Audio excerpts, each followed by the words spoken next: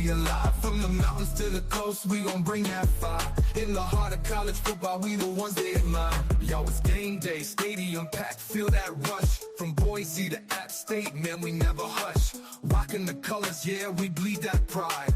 Cinderella stories, watch our dreams collide. Late nights, bright lights, we grind every play. Underrated talent, we gon' make them say, who's that team when we come to town? Representing for the schools that wear the crown. We in the G5, high buzzing loud, we thrive. Underdogs rising up, taking shots, we alive. From the mountains to the coast, we gon' bring that fire. In the heart of college football, we the ones they admire.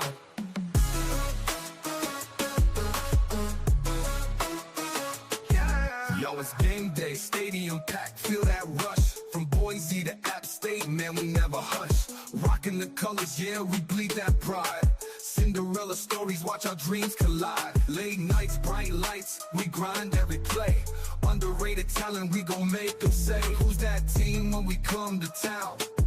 Representing for the schools that wear the crown. We in the G5, high buzzing loud, we thrive. Underdogs rising up, taking shots, we alive. From the mountains to the coast, we gon' bring that fire. In the heart of college football, we the ones they admire. We the ones they are. We ones they can't skip. Fighting for respect, it's a tough road ahead. But we pack that heart and we never dread. Late hits and big plays, we bring in the heat. Watch out for the G5, we can't be beat. From the MAC to the Sun Belt, we don't back down. In this football jungle, we wear the crown. All the doubt is sleeping, but we making noise. In the G5 hive, we the realest boys. When the clock's ticking down, we the ones to believe. One play, one chance, we gon' make them achieve. From the sidelines to the end zone, hear that roar. In the G5 hive, we always wanting more. We in the G5 hive, buzzing loud, we thrive. Underdogs rising up, taking shots, we alive. From the mountains to the coast, we gon' bring that fire. In the heart of college football, we the ones they admire. So raise your flags high, let them wave in the air. In the G5 hive, we the squad that's rare. With heart and grit, we rewriting the script. In the world of college football, we the ones they can't skip. Yeah.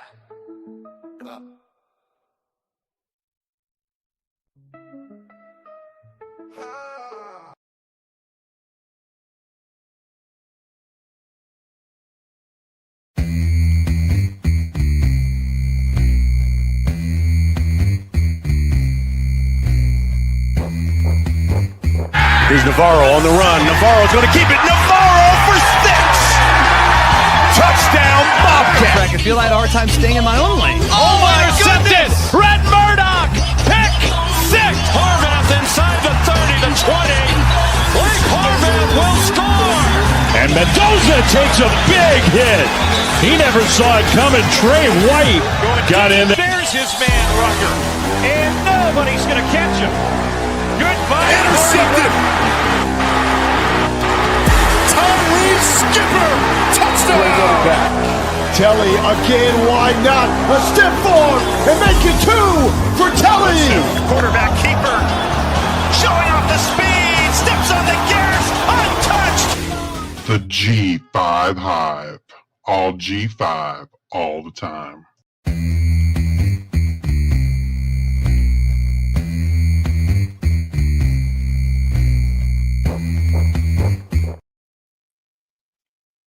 Whoa! Week 1. So good, we had to do it again. Welcome to the G5 Hive Live, where we bring you the G5 college football coverage you love each and every week. Guys, last time we were talking about college football being back. Well, we got our first dose of just a full slate of games. We had some great week 1 games and even more great games coming up in week 2. If you're watching us on YouTube, please hit that like and subscribe button. And if you're watching us on X, give us a follow, a like, and a retweet. And if you're listening in podcast form, please rate and review. I am Luke. I'm joined by my co-host, Justice. And tonight we'll bring you up to speed on news around the G5, review what went down in week 1, and of course, set you guys up for success with our week 2 previews. Justice, welcome. Yeah, man. It's been a hectic night for me, hectic day. I'm not at home. I am on vacation, and yeah, I forgot my keyboard, and where I'm at, there really isn't there's no Walmart. Like if I want to go to Walmart, like it's a 3.5 hour round trip drive. Um, Luckily, I went to the local hardware store, and they had a keyboard, but they know they're the only ones that have a keyboard. So like the brand was called Home Plus. Never heard of it, and it was not cheap. It was like $60. I think Yeah. afterwards you just take it back. You're like, it just wasn't what I Yeah, needed. I don't need this keyboard anymore. Yeah, man. So like, I don't know. Like it's already messed me up. Like I don't know. The enter button is way bigger than my normal keyboard, and it's been a fun day. It's been a fun day. But yeah. Bear with us, guys. Bear with us, guys. I went little life thing. I've got a 4 and a 7-year-old, and took them camping. We didn't want to do the whole weekend. Wife was like, "Do we do Saturday or Sunday?" I was like, "Well, there's a lot of football on Saturday, so let's do Sunday. Just one night camping." Kids loved it. Rousing success. My allergies hated every moment of it. Was not enjoyable for my allergies, but I think next year we'll probably do some camping in that May June time frame. Kids loved it, fishing, all that stuff. It was great though. It was like they weren't on electronics, weren't doing stuff, and even we tried to make contact every so often, and I just had no reception. I couldn't get texts, calls, which isn't always a great thing, but it was actually nice to just be disconnected for a while. So that was great.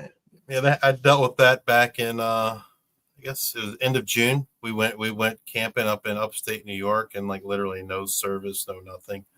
And I was in the middle of some fantasy football drafts, and that wasn't fun. That wasn't fun. All right. Well, why don't we get into the G5 Hive players of the week? And let's start with my offensive player of the week, none other than Wyoming's Cowboy wide receiver, Chris Durr Jr. Chris caught 8 balls for 190 yards and had a TD, helping the Cowboys start off the 2025 season with a win. Now, I think it was 10-0 was the game. So obviously that touchdown played a pivotal role in that, but he was a little jitterbug. Couldn't be caught, catch off the run. Great game. Congratulations, Chris Durr Jr. Yeah, it was a weird game. Like it seemed like Wyoming. I mean, I didn't watch it, but it like just looking at the stats and hearing like other people's thoughts, it's almost like they had a lot of offense. Like they moved the ball, Wyoming did, but they couldn't score. So but you look at that score and you're like, oh my God, like what happened, right? But then you look at some of the offensive stats, and you're like, man, they had stats, right? Sam Scott had a good game. Chris Durr had a good game. They just, for whatever reason, couldn't get it in the end zone. All right. My defensive player of the week is none other than Tulane Green Wave safety, Jack Chinchu. Jack had 8 tackles, 6 solos, 1 sack, and a tackle for loss to help the Green Wave get a big win over Power 4 Northwestern. Congratulations, Jack. That was a huge game, man. Huge game for Tulane. They're my pick to be the G5 rep in the college football playoff, and beating Northwestern is a key component in for them to reach that goal. Retzlaff had a great game, looked good. Tulane, obviously we talked about it. Defenses look good, but we were questioning the offense, and having Retzlaff there definitely helped out. And when you talk about a P4 team playing a G5 team, when you watch, if you take everything off the helmets and you just have guys in the same jersey, I bet you would have picked the wrong G5 team out there on Saturday. We'll get to that a little bit later. Northwestern looked bad, man. Looked really bad. But all right, my offensive player of the week is none other than Bo Sparks, wide receiver for the Texas State Bobcats.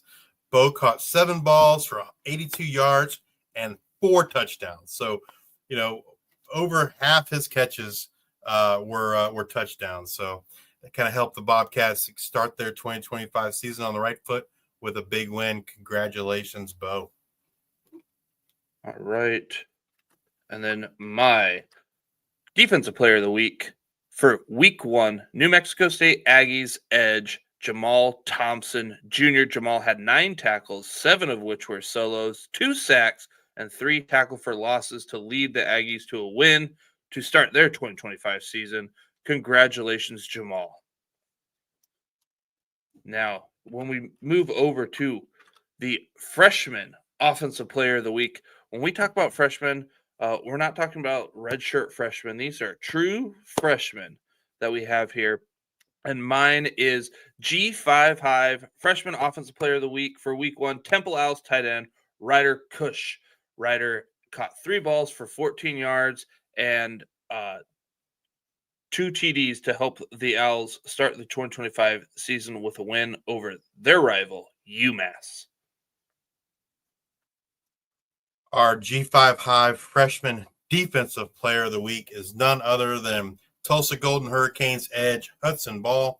Hudson had 6 tackles, 2 solos, half a tackle for a loss to help the Golden Hurricanes get their 2025 season started off on the right foot with a big win. Both of these freshmen were guys that we highlighted in our Worker Bee series. So it's kind of cool to kind of see guys that we talked about. We thought, at the time we're going to be big impact players, and here they are showing out week 1, which for a true freshman is phenomenal, right? Just to be on the field week 1. I know we don't talk P4, but like you saw it last night with Malachi Toney, for true freshman wide receiver for Miami. It's a rare thing to see true freshmen really on the field and making a big impact for their team. So as always want to highlight those true freshmen that do it. When I saw their Hudson Ball, I thought of what was it? The bowling ball of knives? Is that what it was? He was referred to on the yes, yeah, like a bull in the china shop. I'd never heard that analogy before, but yeah, the bowling ball of knives is what was used. But yeah, it stuck in my head. I saw that. I was like, oh, that was the bowling ball of knives. So go back and check that out. Yes. All right, I think like he got mentioned like twice in that. We talked about him twice during that interview with Jeremy Poplin. All right, Justice, let's buckle up and dive right into things. There's so many great G5 games. But first, let's start with what the Swarm needs to know, our news and notes. All right, from Temple Sports Information, running back Jay Ducker is the first player in FBS history. And I don't think in this era of the transfer portal, he won't be the last. But nonetheless, he is the first player in FBS history to record a 100-yard rushing game for 4 different schools. He did it for Northern Illinois, the Memphis Tigers, Sam Houston Bearcats, and just this week, the Temple Owls. Army safety Larry Pickett Jr. got his first career tackle on Saturday, and he saved a man from a burning vehicle in Fort Montgomery, New York on Sunday. So, just kudos to Larry, helping his team on the field and then just being an all-around good guy and, helping save someone's life. One other piece of news that kind of got announced today by Ben Moore, 24/7. He covers the Georgia State Panthers. And to me, this is a bit of a shocking news because, the guy is on his, I believe, 6th school. But quarterback TJ Finley is now on the roster at Georgia State. What I've heard, and this must be the best kept secret in the world, he's been practicing with the team since the spring. But no one's ever mentioned that. But he's officially on the roster now. I guess they were just waiting for NCAA clearance. When I first heard about this, I was thinking he literally just got added to the team today. And I was like, that's freaking insane, right? You're adding a guy after week 1. I can just imagine the ripple effect that would have on a roster, right? Where, hey, we're adding this guy and I don't know, I don't think you add a guy like that at this point in the season and not have intentions with him in terms of his playing time. And that just seems I don't know, a bad idea. But it turns out he's been with the team for a while, so it's not they're kind of like, Wally Pippin some other guys by adding this guy to the team. But yeah, I think it's his sixth team. He was, let's see, LSU, Auburn, Western Kentucky, Texas State, Tulane, and now Georgia State. So yeah, his sixth team. Like, I don't necessarily understand how he has eligibility. Yeah, Billy, exactly. He's bringing his grandkids to the game. He's got to be. Well, we know he's not the oldest guy. I don't think he's 29. Our freshman defensive player of the last week was a punter who was in his first year of college football, who is 29 years old. It's Billy Goers at Hawaii. But Finley's got to be up there, right? Like 26, maybe 27. I don't know. Kind of crazy that, he still has eligibility. And I don't know, like the Georgia State, what little I read, saw, heard, the Georgia State offense didn't look great, but they were playing Ole Miss. I think, I don't know, like TJ Finley is not a mobile guy. And, they have Christian Veillere. And if Christian Veillere is having troubles behind that line, I don't expect TJ Finley to do much better. He's not a dual threat. So I don't know. Kind of just be interesting to kind of see how that plays out. They got TJ Finley, Christian Veillere, Cameron Brown, and PJ Hatter, kind of all there. And I'm sure there's other quarterbacks that I didn't mention.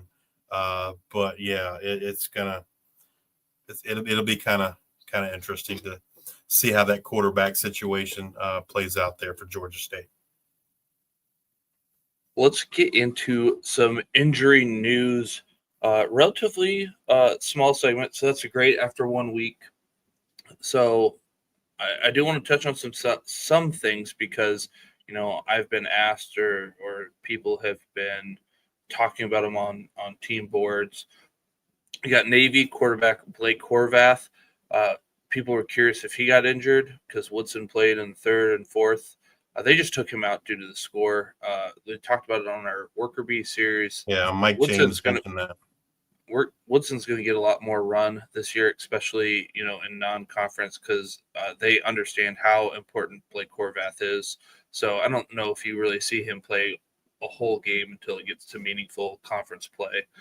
Especially if it's out of hand, right? Like that score was out of hand. Like they're not just going to leave Blake Horvath out there to get injured. He's, like you said, is too valuable to the team. And that's what Mike kind of alluded to in our Worker Bee series. That hey, Mike, you're going to see a lot of Braxton Woodson because they want to save Blake Horvath for the end of the year. This team, I think has aspirations of maybe winning the American and maybe being that college football playoff representative for the G5. And if they're going to do those things, they need Blake Horvath. And then Sam Houston, the quarterback situation, they used both of them out there, and coach had said, hey, we have two quarterbacks can win us games. We're going to use both of them. So it went from pretty much primarily Hunter Watson to I'm trying to remember exactly when he came in. Mabry when he came in. But he came in a lot sooner than the last game and played a lot more in series. So I anticipate that this quarterback competition goes into the season, and it's probably one that they either use two throughout the whole season, or Hunter Watson probably gets less run as the season goes on. That'll be something to watch. Memphis running back Grace DeRosier had a lower body injury. He left in the first quarter. Vibes seem positive, but I'm skeptical that we see him in week 2.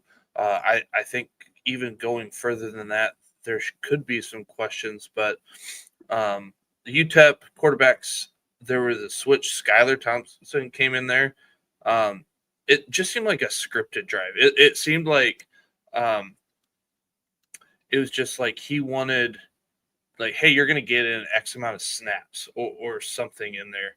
So it was weird. It felt weird. It didn't really gel with the game that was going on. but then they went back to Nelson afterwards. Yeah, going back to the Sam Houston situation with the quarterback, I'm actually surprised like that didn't happen game one.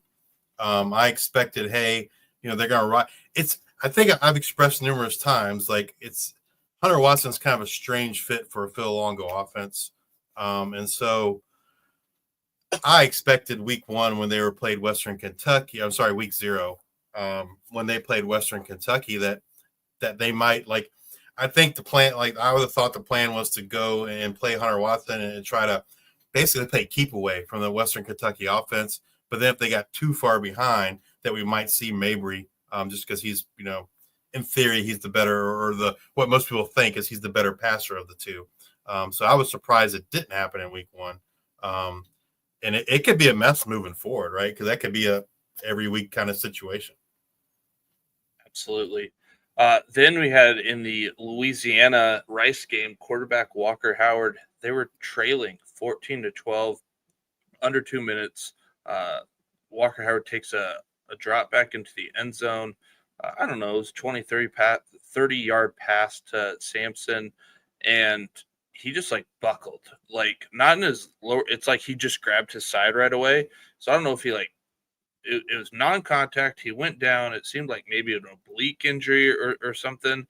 Daniel Beal came in, and it kind of went like you would expect backup to come in with, no real play in there. And Louisiana ends up dropping that one 14-12. But that'll be something to watch as we go on this week, what goes on with Walker Howard. He got Temple quarterback Evan Simon, who won a tight quarterback competition with Giovanni McCoy in the preseason camp, threw for 4 first-half touchdown passes and 6 overall.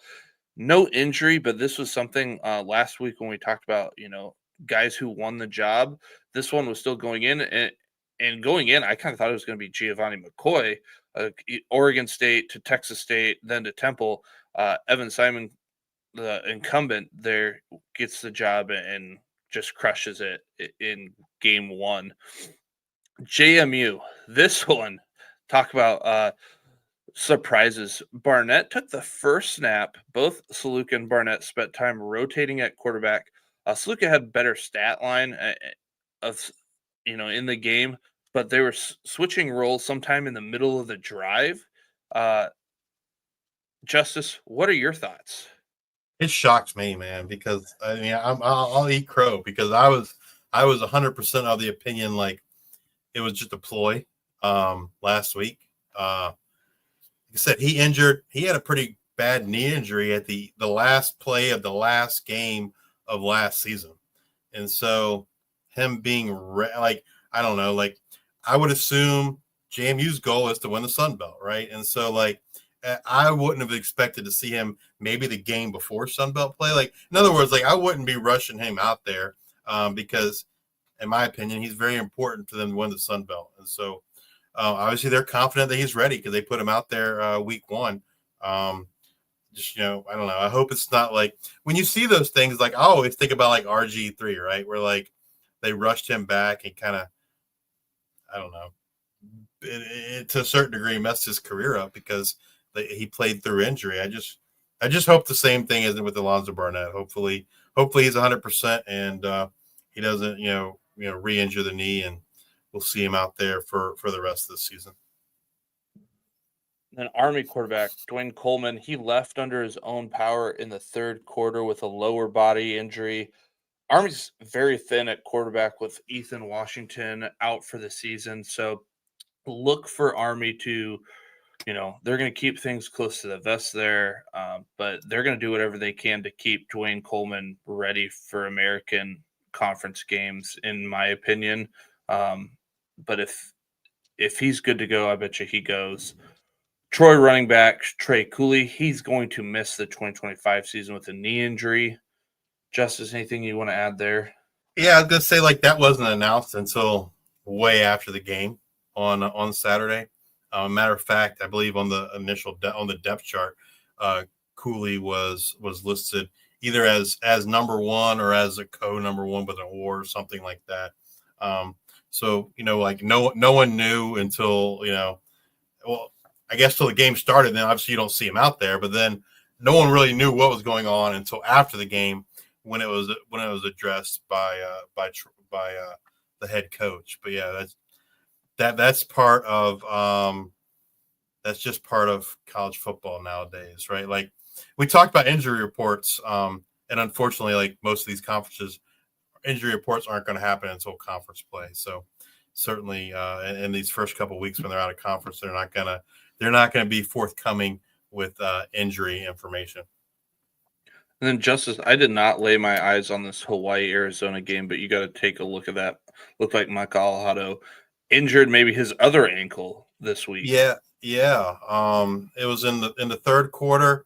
His one ankle was heavily taped. I'm assuming that was the ankle he hurt the previous week, but this time it was the other ankle, not the one that was heavily taped, and he really wasn't able to put like any kind of pressure or anything on it. They took him over to the sidelines, and he basically just sat out the rest of the game. I mean, I think you said it. We talked about it last week. I'm a little surprised he played in this game to begin with, just because like they're going to need Mike Alejado for Mountain West play. They're playing a Power 4, and so why risk him? Let the kid heal up. So I was a little surprised he was out there to begin with. And even the announcers kind of talked about it. Like sometimes you got to protect the player from themselves, right? The player wants to play; they're going to be a gamer, and kudos to them. But you kind of have to see the big picture and what's the most important thing. And for a G5, like you want to get to a bowl game, you want to win your conference. And so when you're playing these out of conference games, you might want to sit your star quarterback to let him rest up so he doesn't get hurt further. Fresno State starting right guard Campbell McHarg is done for the season. So, that's just something to note when you have an offensive line guy go down. What's that do for gelling for the rest of the offensive line? I wanted to bring that up because honestly, that Georgia Southern game versus Fresno State did not go the way that I had saw it going. Bryson Donaldson ran very, very well. So you lose a member of that line.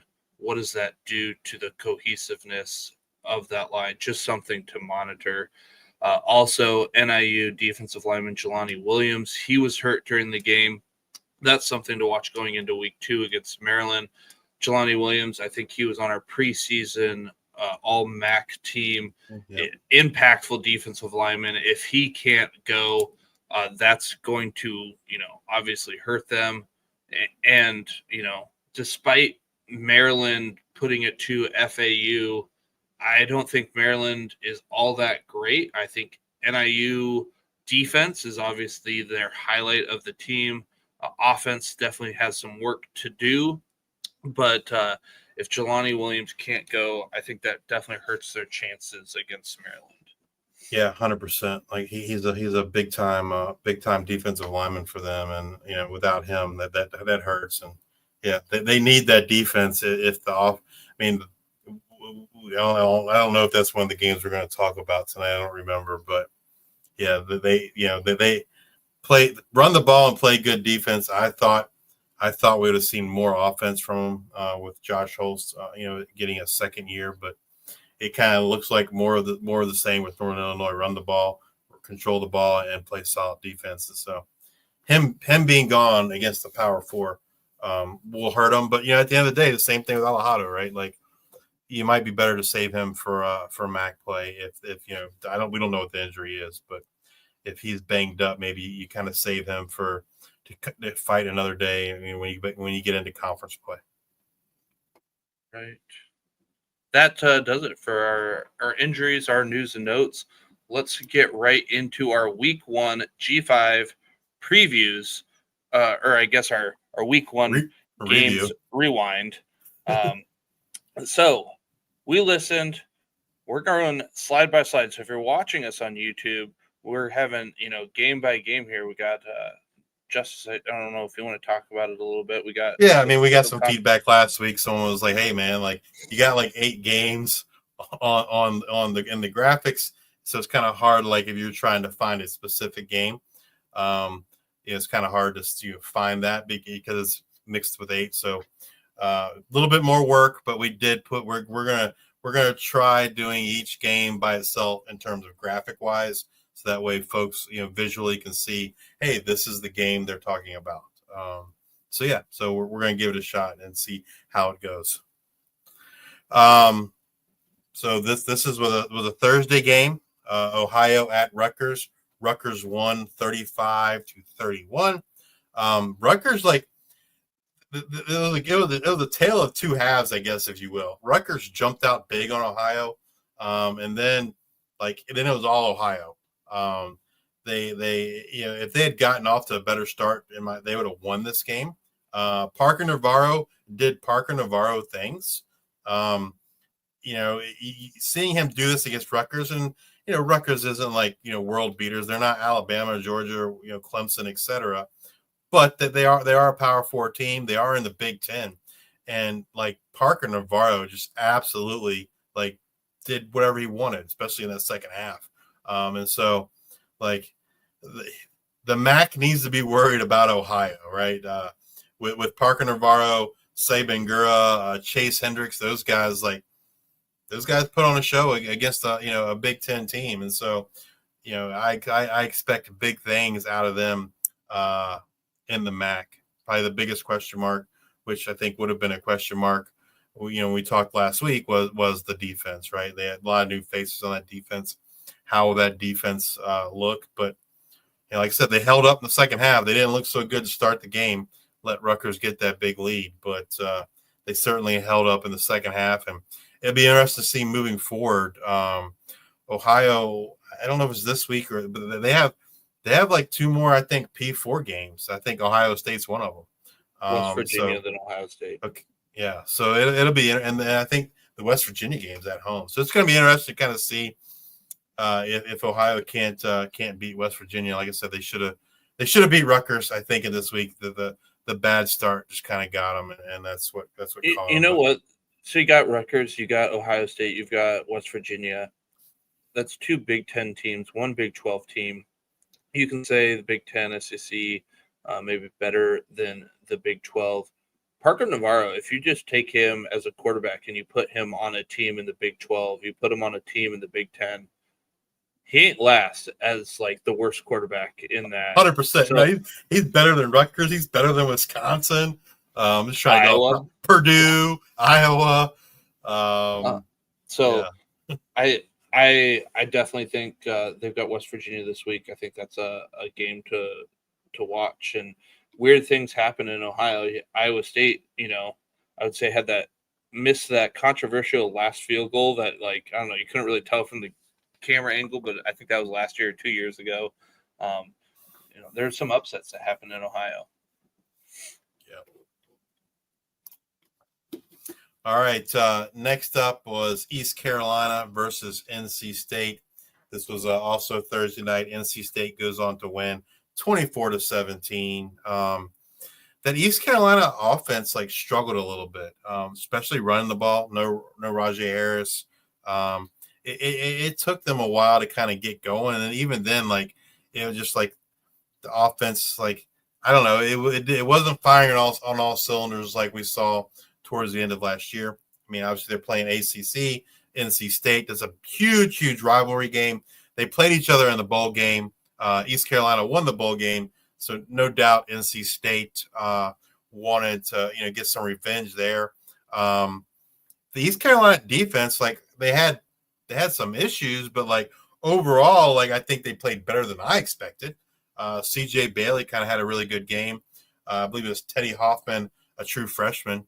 Receiver for NC State, also had a good game. I don't know. East Carolina, just the offense was sputtering a little bit, and they just couldn't really get much going against the Wolfpack. And then they were obviously, it was at home for NC State in Raleigh, and so I don't know.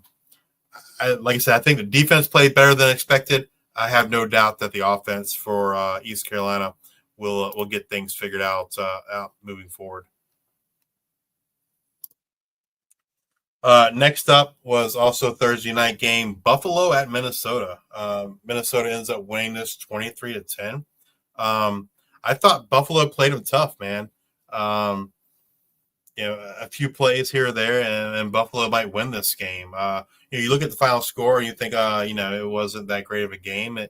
It was. I feel like Buffalo was always had an opportunity, to win, and probably the biggest thing was they couldn't really get much, in the running game going with Al-J Henderson. But I thought the Buffalo defense played phenomenal.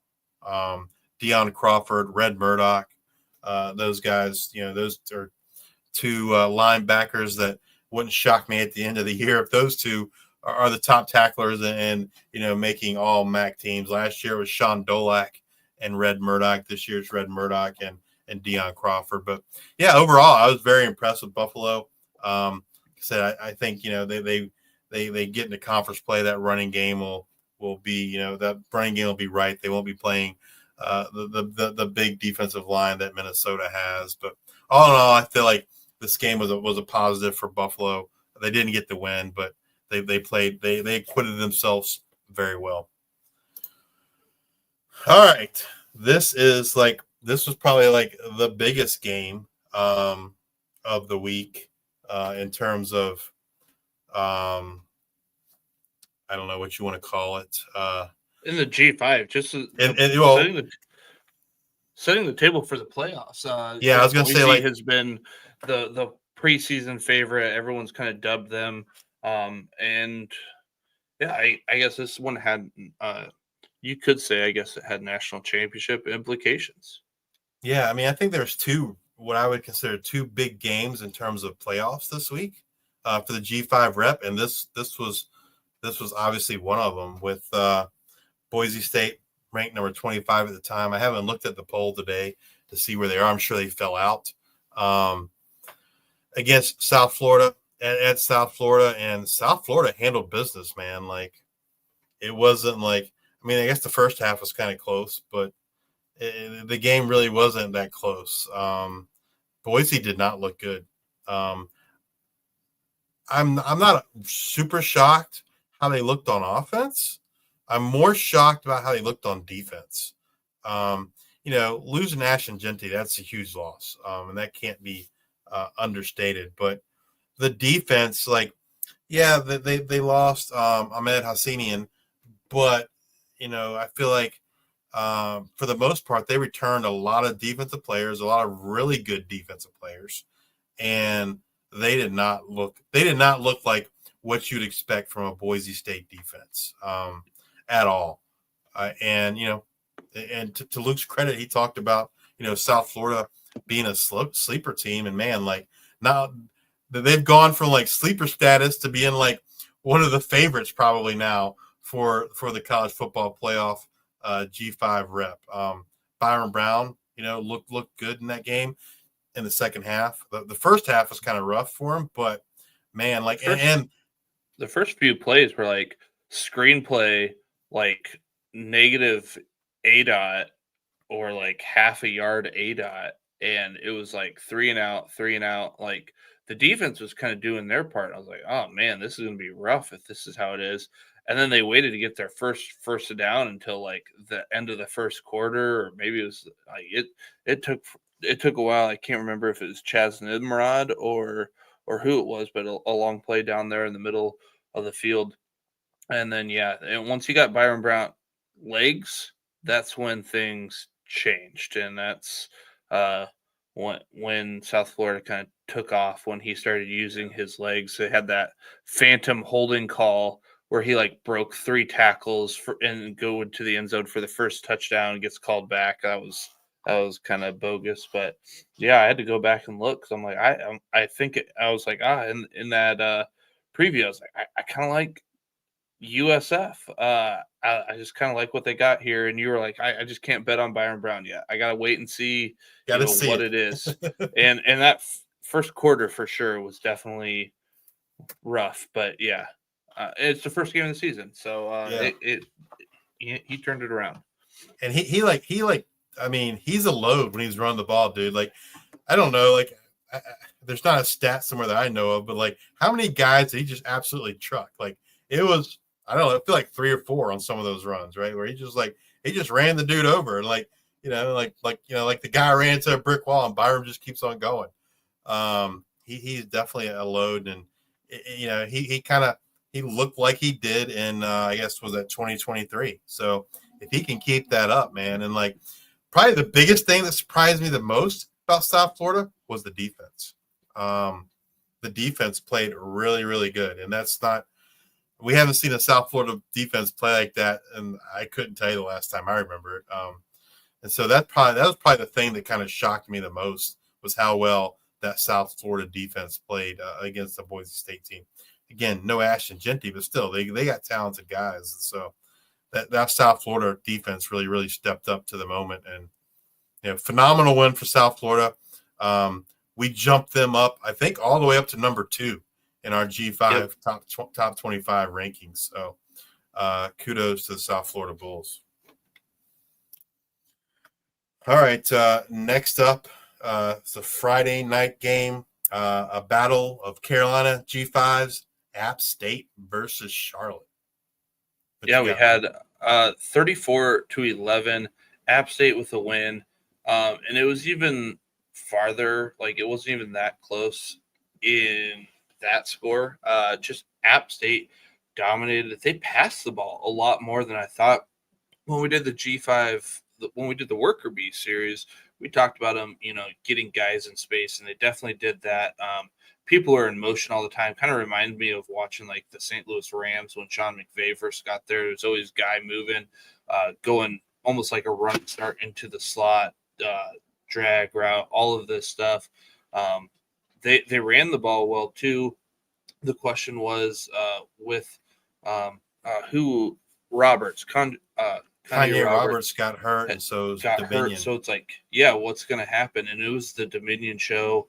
A lot of guys from Arkansas are over there, and he got a lot of run. I think it was 22 carries, over 100 yards. He looked well. He looked good. They can pass it. They can run it. I think they're going to pass it more than we think. AJ Swan was, I'm pretty sure, the Sun Belt Offensive Player of the Year. I mean, like, Player of the Week. Whoa. Offensive.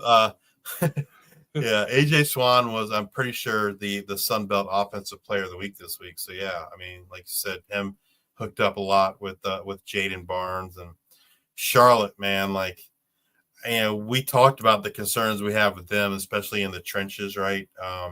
They started Connor Harrell. From what I've heard, he did not look good in the game. But I think Charlotte's going to struggle, just because I think they may have okay players in terms of starters on the offensive and defensive line, but like their depth is like zero. And I think they're going to struggle here year one under Tim Albin. I think Coach Albin's like the guy that's going to get things turned around, but it's not. I don't think it's going to happen here year one for the 49ers, unfortunately.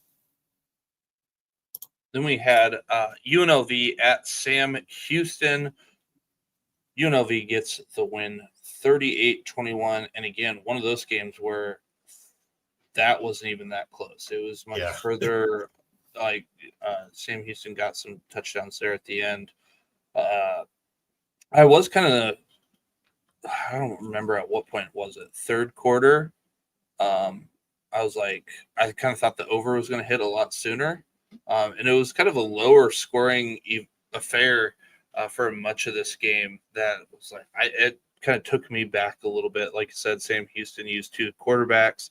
UNLV's defense played a little bit better, but Sam Houston's offense hasn't been great either. Alton McCaskill, that was an injury that I did not talk about, but he didn't play due to injury. Calandria's the guy. Bradley didn't rotate the quarterbacks. Bradley seems to be his number one option there. And I think, Justice, you feel like they need to pound the rock a little bit more. Well, they need to get the ball in the hands of Jaden Jet Thomas more. I think I said last week 2 keys to success for UNLV. Number one, one of them was, hey, don't rotate the quarterbacks. It needs to be Anthony Calandria. But to me, probably even the more important one is you need to get the ball in the hands of Jaden Thomas more. I mean, he he is the best player on that team. He is electric. He like he kind of reminds me. I don't want to say like not trying to compare him in terms of like I think Jaden's probably even as a better player, but like how Marshall used AJ Turner last year. AJ Turner would have every week 10 carries for 150 yards. Okay, well, like get the ball in that guy's hands more, right? Like Marshall didn't do it. UNLV hasn't done it yet. I think like and UNLV's 2-0. But like, like I don't know, like I'm not super impressed with who they beat. I'm not ready to say that UNLV is going to be, in the Mountain West Championship game. I mean, they struggled against an FCS team.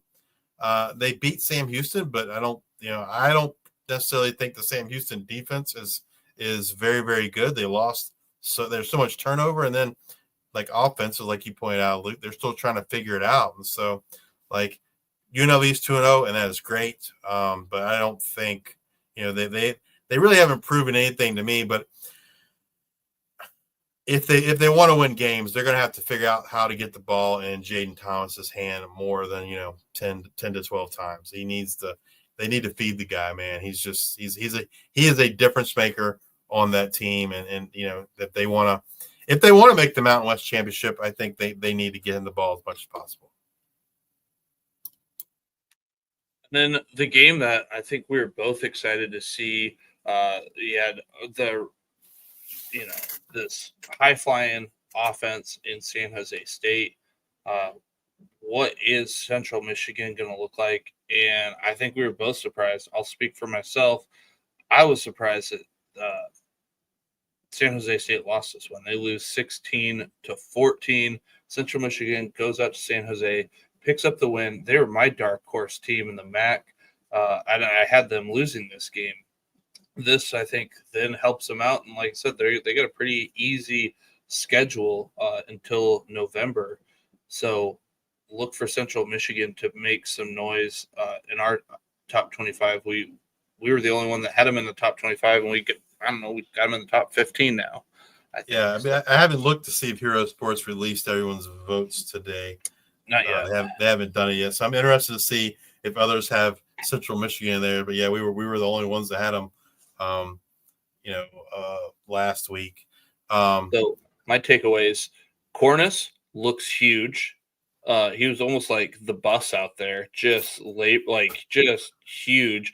When he gets to MAC play, he's not going to be fun to tackle. Danny Scudero, shout out. FCS to FBS, and it was like 8 catches, 189 yards, a touchdown. He was awesome. You're always curious on how guys making that jump look. All the hype. Friend of the podcast, showed up, showed out, did great. Walker Eget had some struggles getting the ball to the outside, so Danny Scudero, anybody on the inside, really helped out. Then they rotated quarterbacks there for a moment and really seemed to give San Jose State a jolt there going into or in the first part of the second half. But he was just running the ball every single time, and that kind of frustrated you, Justice.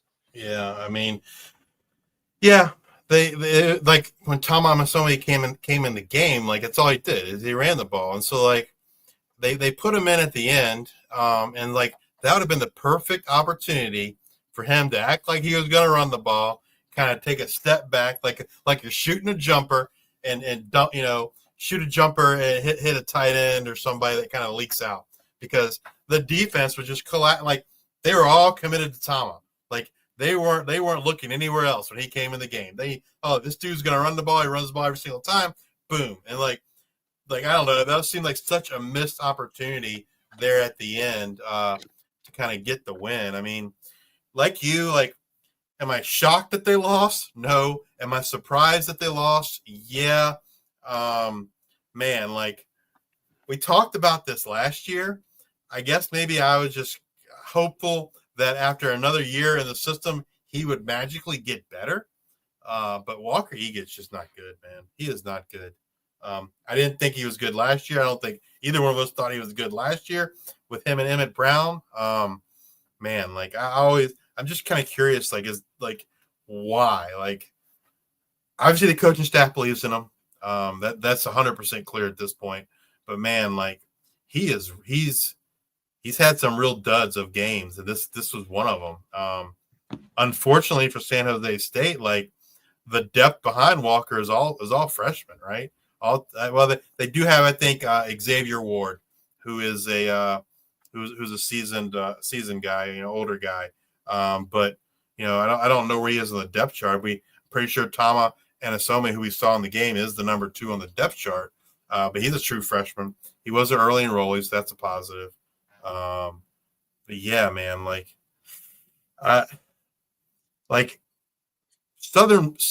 San Jose State has all the ingredients that they need to win the Mountain West. Except, like, if Walker Egan's going to play like he played against Central Michigan, no chance. Not going to happen.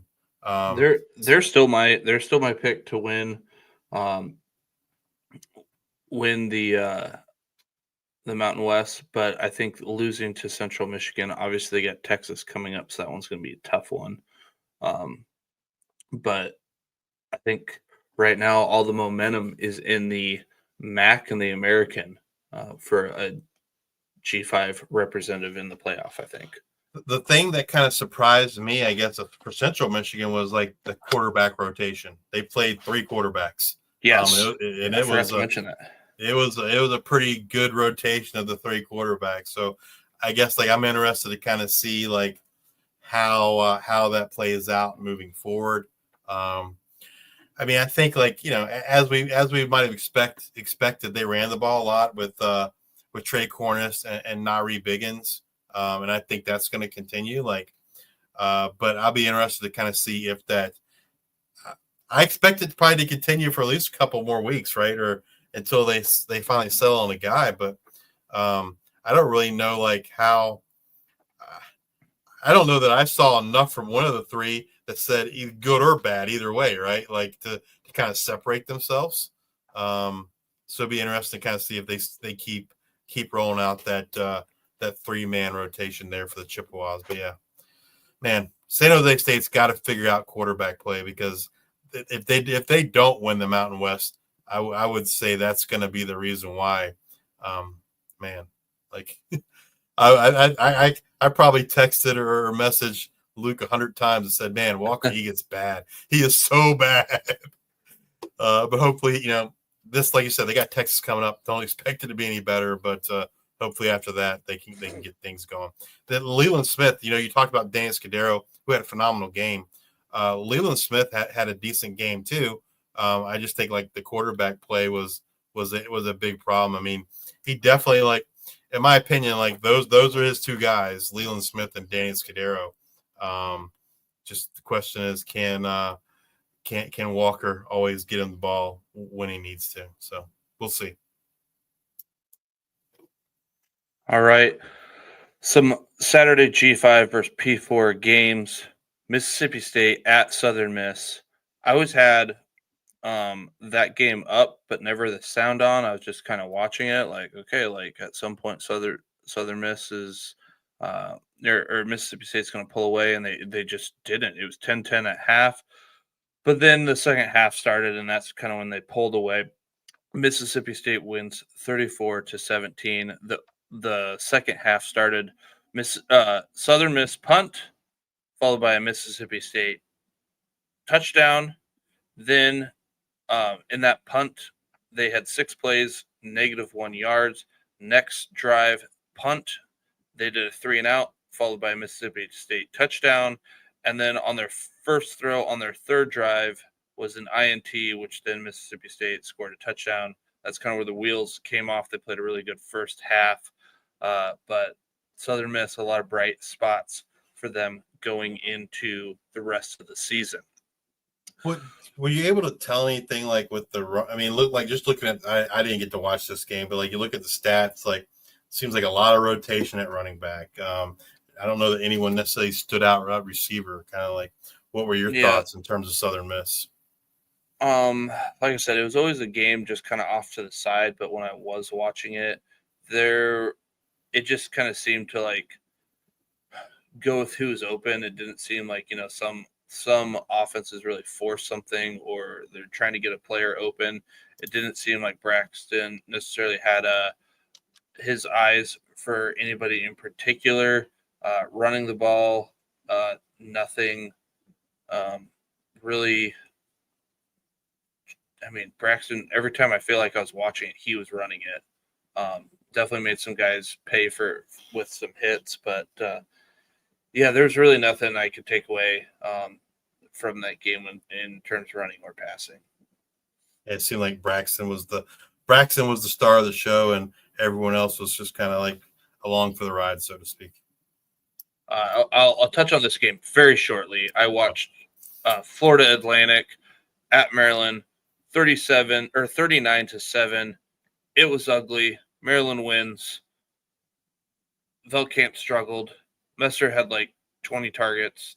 18, but he only had targets. like 80 yards or 75 yards. And I don't believe Maryland's defense is all that great. So I am very nervous for Florida Atlantic going on for the rest of the season. So something to watch, but we can just move on to the next game. Yeah. We got Northwestern at Tulane. Tulane wins 23-3. Somehow I must have messed up the slides. Oh, we'll find them at somewhere else, I guess. Northwestern at Tulane. Like I said earlier, if you were to take everything off their helmets, their jerseys, and ask them average Joe to tell you which one was a P4 team versus which one was a P5 team, I think they would have picked the wrong one. Preston Stone with like 4 interceptions. He didn't look great. Retzlaff with I don't know what it was, a 72-yard scamper. Looked like the fastest guy on earth at that point. Like no one was catching him. Tulane's defense played lights out. Tulane looked really good. Yeah, I mean Northwestern did not look good. I talked about it last week in terms of Preston Stone. Is can he kind of find that 2023 magic pre-injury? And he still don't have it, man. It's going to be a long year for Northwestern, and at the end of the day, Tulane, like you said, Tulane got it done. And to me, this was the other game that was really big for the college football playoff implications, right? Obviously, South Florida beating Boise State was huge. Tulane beating a Power 4 school. Again, it's Northwestern, right? And they're not, they're not Ohio State, but they're still a Power 4 school. And I think that was Tulane loses this game, and their season in terms of college football playoffs could be potentially done because Northwestern is probably not going to win very many games in conference. And so it was a huge, statement game in terms of Tulane winning. And not only did they win, they won pretty convincingly. Like you said, it was, if you didn't know better and you watched the two teams, you would have said Tulane was the Power 4 team. And so, yeah. And I don't remember who Tulane has next week, but then the week after, I think they have Duke. Duke struggled with Elon. So just. And they get Duke at home. They get Duke in New Orleans, right? So, it's rare for a Power 4 school to host, for a G5 school to host one Power 4 team. And Tulane's going to host two, as they hosted Northwestern. And then, like you said, in 2 weeks, they're going to host Duke. Yeah, they've got South Alabama. They host South Alabama, so that'll be another huge game. That's a huge game that's coming this week. Yeah. All right. Now we get back to the slides. We get back on track. Can't blame the keyboard for that one. No, I did these yesterday when I was at home. We got Toledo at Kentucky. Kentucky wins 24-16. Toledo's defense looked pretty darn good. It was 10-2 heading into the fourth quarter. Kentucky, I don't know where they had the ball at the 4-yard line or whatnot, but Calzada was back in the end zone and did a read option, and he didn't read the cornerback at all. The cornerback was going right for the quarterback, and you could tell he already had his mind made up. I'm going to keep this, and then sacked him. That's how the Toledo got their sack. Had he just handed it off, he probably would have got it out of the end zone. Maybe Toledo doesn't even, get that 2 points. Like you could tell he had his mind made up there. But Toledo had 2 fourth downs that they didn't convert in the first half.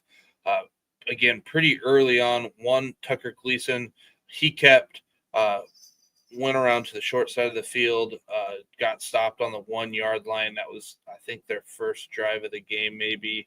And then another one that they got stopped. So had they been able to convert some of those fourth downs, that one that could have ended up in a touchdown would have been huge for Toledo. I get Kentucky's probably not that great, but I think this bodes well for Toledo moving forward in their quest for a MAC championship.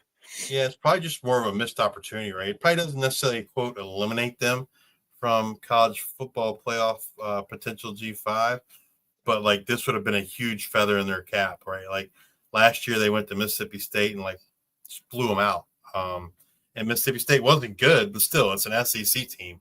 And so, if they could have gotten the win, it would have been a huge boost for them to, like, I think, like, put them up there with with South Florida and Tulane in terms of G5 representative, at least early on.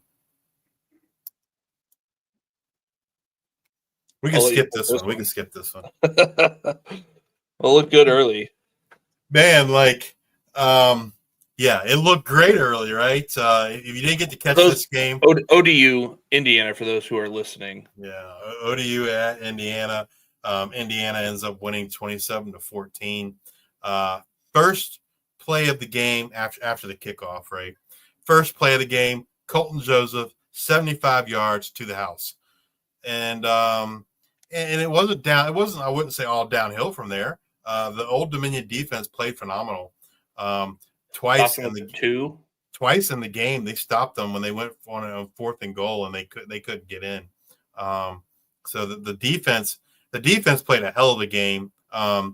If I had one complaint about the defense, it would be they gave up too many rushing yards. But not to complain about the refs, but several of those big runs, like there was blatant holding and didn't get called. But whatever, that's not the reason they lost. The reason Old Dominion lost was the offense. Three interceptions. Only one of the 3 could you watch and say, well, that was the quarterback's fault. And that may not have been the quarterback's fault. Maybe the receiver, cut the route off too short or whatever. But anyway, the pass was well behind the receiver and got intercepted. The other 2 were tips, right? Hits the receiver in the hands, tips the ball up, it gets intercepted. Like, to me, like I've always felt like in those situations, can you attribute the interceptions to the receiver? Like if it hits you in the hands and you tip it up and like you caused the interception, not necessarily shouldn't be credited to the quarterback, but that's not the way it works. I mean, it works that way in baseball. You get an error, second baseman makes an error. Right. Sure, you get the run, but it doesn't go towards your ERA. Right. Opportunity there, Justice. Yeah. I mean, ultimately they beat the spread. So, the spread, I think I had Old Dominion winning by like 3. But I think I also said Indiana's not 24 points better than Old Dominion. Yeah. And excuse me.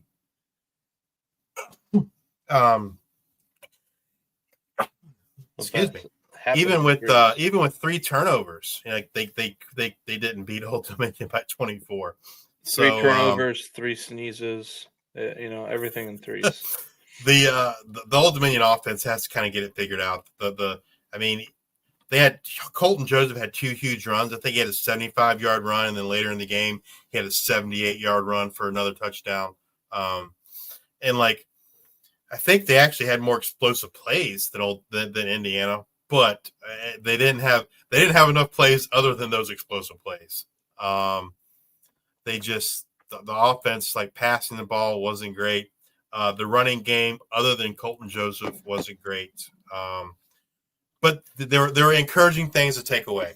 The offensive line, especially pass blocking, played phenomenal. And so that's a big kudos.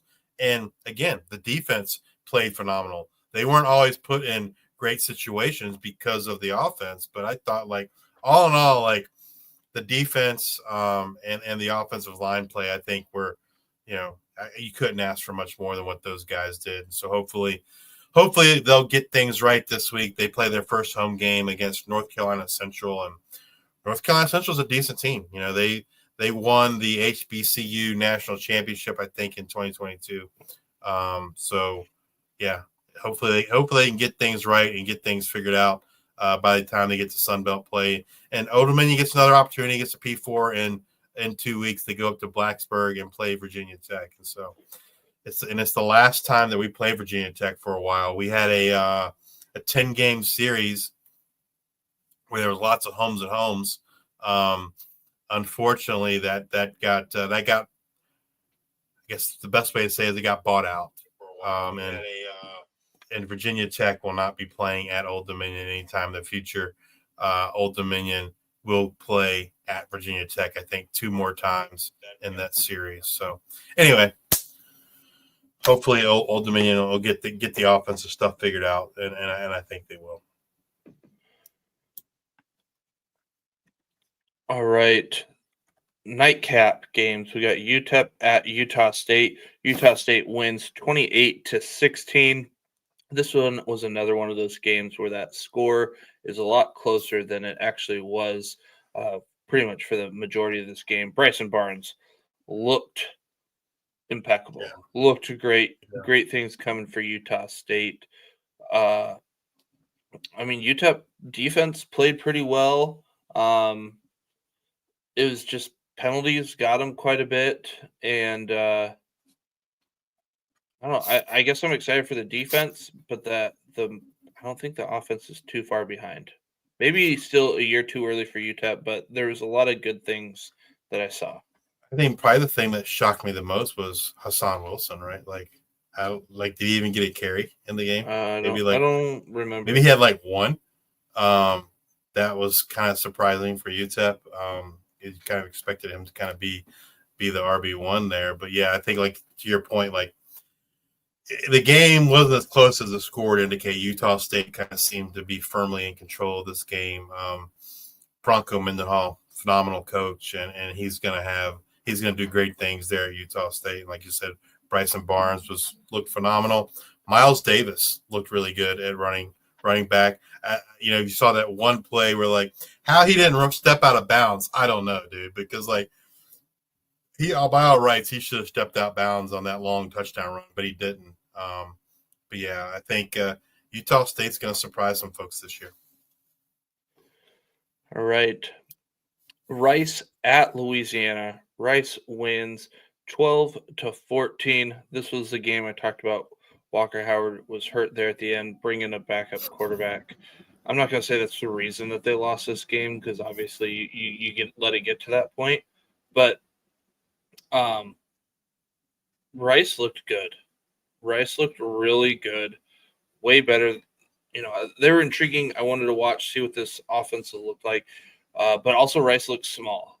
Anytime the Raging Cajuns tackled anybody, the quarterback, the running back, wide receiver, everyone just looked small. Those cartoons where everyone just becomes flat, and they're kind of rocking on that's what it looked like.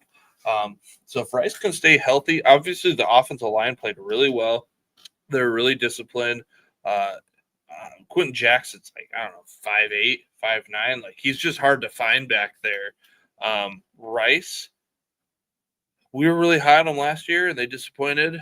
This year, I really didn't know what to expect, but I was curious about that offense. They could be a dark horse. This could be a team that if you're, obviously the triple option, the American's going to have Army, Navy, and now Rice with this triple option. I think Rice is going to actually get a lot of teams because they looked really good in running the triple option. And it was not your normal triple option. It was shotgun, run, H-back, just kind of in motion a lot. The quarterback did not keep the ball a lot, though. I will say that. Yeah, it'll be interesting to kind of see moving forward, right? because passing the ball, just looking at the box, I didn't get to watch this game. Looking at the box score, they didn't really do much. So it'll be interesting to kind of see what happens when they have to or they need to do that. What that offense looks like. But yeah, I don't know. I was a bit shocked that they won the game, just because a brand new offensive system. How would they look? I just feel like that's a system that takes a lot of discipline, and so I was really curious how effective it would be here in year one. And I guess based on what we saw there in week one, looks like these guys can do it. So be interesting, like you said, interesting to see how it plays out for Rice the rest of the year. This game was fun to watch because there's no actual PA, there's no TV announcers. It was just you could just hear the PA. Actually, no, there were announcers. They just didn't. I don't feel like they talked a whole bunch because I could hear the PA announcer all the time. And at one point, Raging Cajuns had tackled somebody from Rice around the 50-yard line. And the PA announcer is probably my favorite call so far of the year. It probably could go down as my favorite call. Couldn't figure out who the tackler was, so he's tackled by a plethora of Raging Cajuns, and that was his call. So that was fun. But yeah, I can't remember who's doing the play-by-play, but I could just hear the PA. I felt like I was there, hearing the PAs all the time. Second to last game that we're going to cover for a recap. Looks like I missed another one, man. I don't know what's going on tonight. Bad job by me. Eastern Michigan at Texas State, 52-27. Texas State wins this one. I don't think we had any I guess I wasn't really concerned that Texas State would lose this one. Yeah. I was actually impressed with Texas State's defensive line, despite giving up 27 points. The defensive line I thought played pretty well. Bo Sparks, your offensive player of the week. What was it? 8 receptions or I think 7 and 4 touchdowns. That was amazing. I don't think that's going to happen again because Brad Jackson threw for 4 touchdowns. Obviously, it threw the ball better this year than he did last year. But he also ran. Lincoln Perry ran. I think he might have had 122 yards or so. He ran. And he only had 10 carries, but yeah. So, Texas State could be a fun one to watch this year. Yeah, I mean, they're right in that mix for the Sun Belt West to win the West. It'll be interesting. I get that it was Eastern Michigan, but we were curious. Okay, we're not too worried about the offense at Texas State. It was more the defense. And defense played pretty well. We'll see if it was the defense themselves or Eastern Michigan going forward. All right. Georgia Southern at Fresno State. Fresno State wins this one 42-14. I think Georgia Southern was favored by 1.5 or something in this game. Yeah. And I remember yeah, definitely take Georgia Southern. Or maybe Fresno State was, I don't remember it, but I think Georgia Southern was favored by 1.5. It was weird, and they got crushed by Fresno State. Definitely, what I was excited to see was, all right, how does Bryson Donaldson look against this Georgia Southern defense? I picked Georgia Southern to win this, to be in the Sun Belt Championship. I think, Justice, you had reservations on Georgia Southern, but I was like, hey, they got a lot of guys coming back. But this defense did get gashed by Ashton Genty, but Donaldson's no Ashton Genty, but he sure looked like it against Georgia Southern's defense. They just didn't seem to really figure out the the run defense from a year ago. And this could be a long season for Georgia Southern if they can't get things figured out, because I thought they were going to run away with this one, especially how Fresno looked. I get it was against Kansas, but I thought that Georgia Southern would put up more of a fight. So, the big takeaway from me is, remember a week ago we were talking about how the Kansas offensive and defensive line just thoroughly dominated Fresno State? Well, this week the roles were reversed, and the Fresno State offensive line and defensive line thoroughly dominated Georgia Southern. And so, man, like it'll be interesting. Like my initial inclination, like I've never really been a big Georgia Southern guy. I feel like they're a team that's always going to get like 7, 8 wins, but they're never really going to get over the hump. And then like after watching this game, like I fear like they might not even get to that point this year. Man, like Fresno State, like you talk about like looking like a totally different team between obviously it's a different level of competition. From Kansas to Georgia Southern, but man, like they dominated Georgia Southern as bad as they got dominated the week before, and that was definitely surprising to me. I'm not surprised Bryson Donaldson looked good. I'm pretty sure I said a week ago, hey, like he looked good. I thought against Kansas, right? All things considered, he looked like clearly their best player, and he was going to be in for a big season, and like he showed out in week 1. So, folks that weren't believers, shame on you. But I expect big things out of Bryson Donaldson here for the Bulldogs in 2025. All right. Well, that does it for our week 1 in review. Let's move over to our week 2 preview games. G5 games, I should say. We've got our Friday G5 versus P4 games. James Madison at Louisville, 7 p.m. Eastern.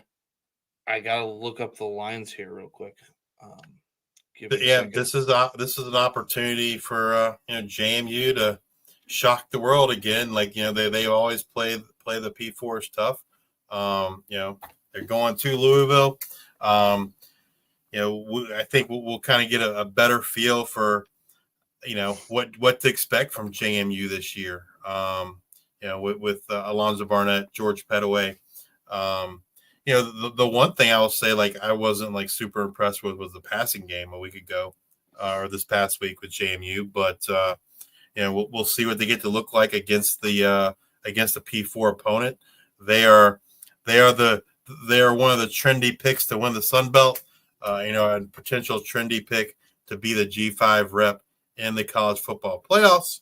And so I think how they look this week against Louisville will, play a big role in terms of what to expect from them in Sun Belt play.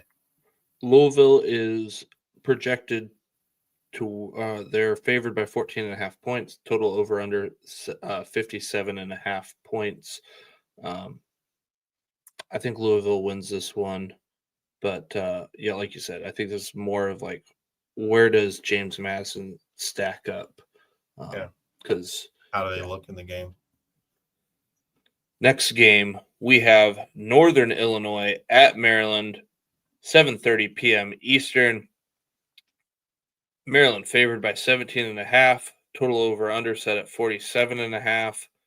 I would take the over, I think, in the points.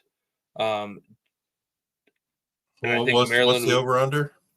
47.5. Man, I don't know that Northern Illinois can score enough points to make that happen, though. I mean, Maryland scored. I know it's FAU, but they scored like over 30 points in the first half. That FAU defense, Northern Illinois defense, typically is way better than an FAU defense. I really do like NIU in this game. I don't think Maryland is 17.5 points better than NIU, but I think paying attention to that injury report will be huge because obviously if you lose a member of that defensive line, that's going to Williams, hurt. Yeah. Well, I don't know that we'll get an injury report because it's a non-conference game. Gotcha. I'm not sure what the max stance is on non-conference game, whether they have to provide availability reports or not. But yeah, no Jelani Williams would be huge. If you watch this game, you get to see true freshman Malik Washington at quarterback for Maryland, and he was impressive in week 1. And so, it's someone to watch, someone to look out for. I don't think Maryland is a great team in terms of Big Ten play, but last year we saw Northern Illinois shock the world and beat the number 2 team, beat the team that was in the college football championship game in Notre Dame. Obviously, this wouldn't be to that same level, but Northern Illinois definitely played the P4 stuff. So I think I would agree with you. Like, I would take Illinois in the points. I would avoid the over under. I just don't think there's going to be a lot of points scored in this game personally. All right. Saturday, G5 versus P4 games. San Jose State at Texas, 12 p.m. Eastern, over under set at 52.5. Texas favored by 36.5. That is a very large number, but Texas did not look all that great. Granted, they were playing a pretty good defense in Ohio State, but I am going to go out on a limb and say San Jose State defense not to the caliber of Ohio State's defense. I will be curious. Again, I anticipate Texas to win this game, but I will be curious to see on how San Jose State bounces back and how these wide receivers look against the caliber of defense of Texas. That Texas defensive line is good. They're very good. So I hope Egan gets the ball out quick. I would anticipate a Easton Messer like stat line almost from Danny Scudero or somebody like, hey, you're going to have all these targets for 75 yards. Because I mean, Danny Scudero, he's fast, but I think Texas has guys that could probably stick with him. So, but the Texas defense is pretty good. So, but this is one I'm just excited to see if anybody can pop off to really show out here against Texas. Yeah, I don't expect too much out of San Jose State. I think if San Jose State at some point is going to make a quarterback change, I don't expect it this week, right? Like, why would you show your hand in a game you're likely to lose no matter who the starter is? And so I don't think and maybe they don't. Like I said, the coaching staff really likes Walker Egan. I just am personally not a fan, but I certainly expect to see Walker Egan out there for the majority of this game. Just because why would you show your hand in a game that you're not likely to win anyway? So, yeah. Maybe it'll be interesting to see if Arch Manning looks better because he didn't look good at all against Ohio State either. And so he had two quarterbacks that did not look good in week one. Be interested to see if either of them look better here in week two. All right. FIU at Penn State, 12 p.m. Eastern. Penn State favored by 43.5. Total over under set at 54.5. That's a large number, but FIU not looking great so far. FIU not looking great so far, but Penn State's probably just going to do what they did last week. Try to get nobody hurt, get some reps in there, and get out of there.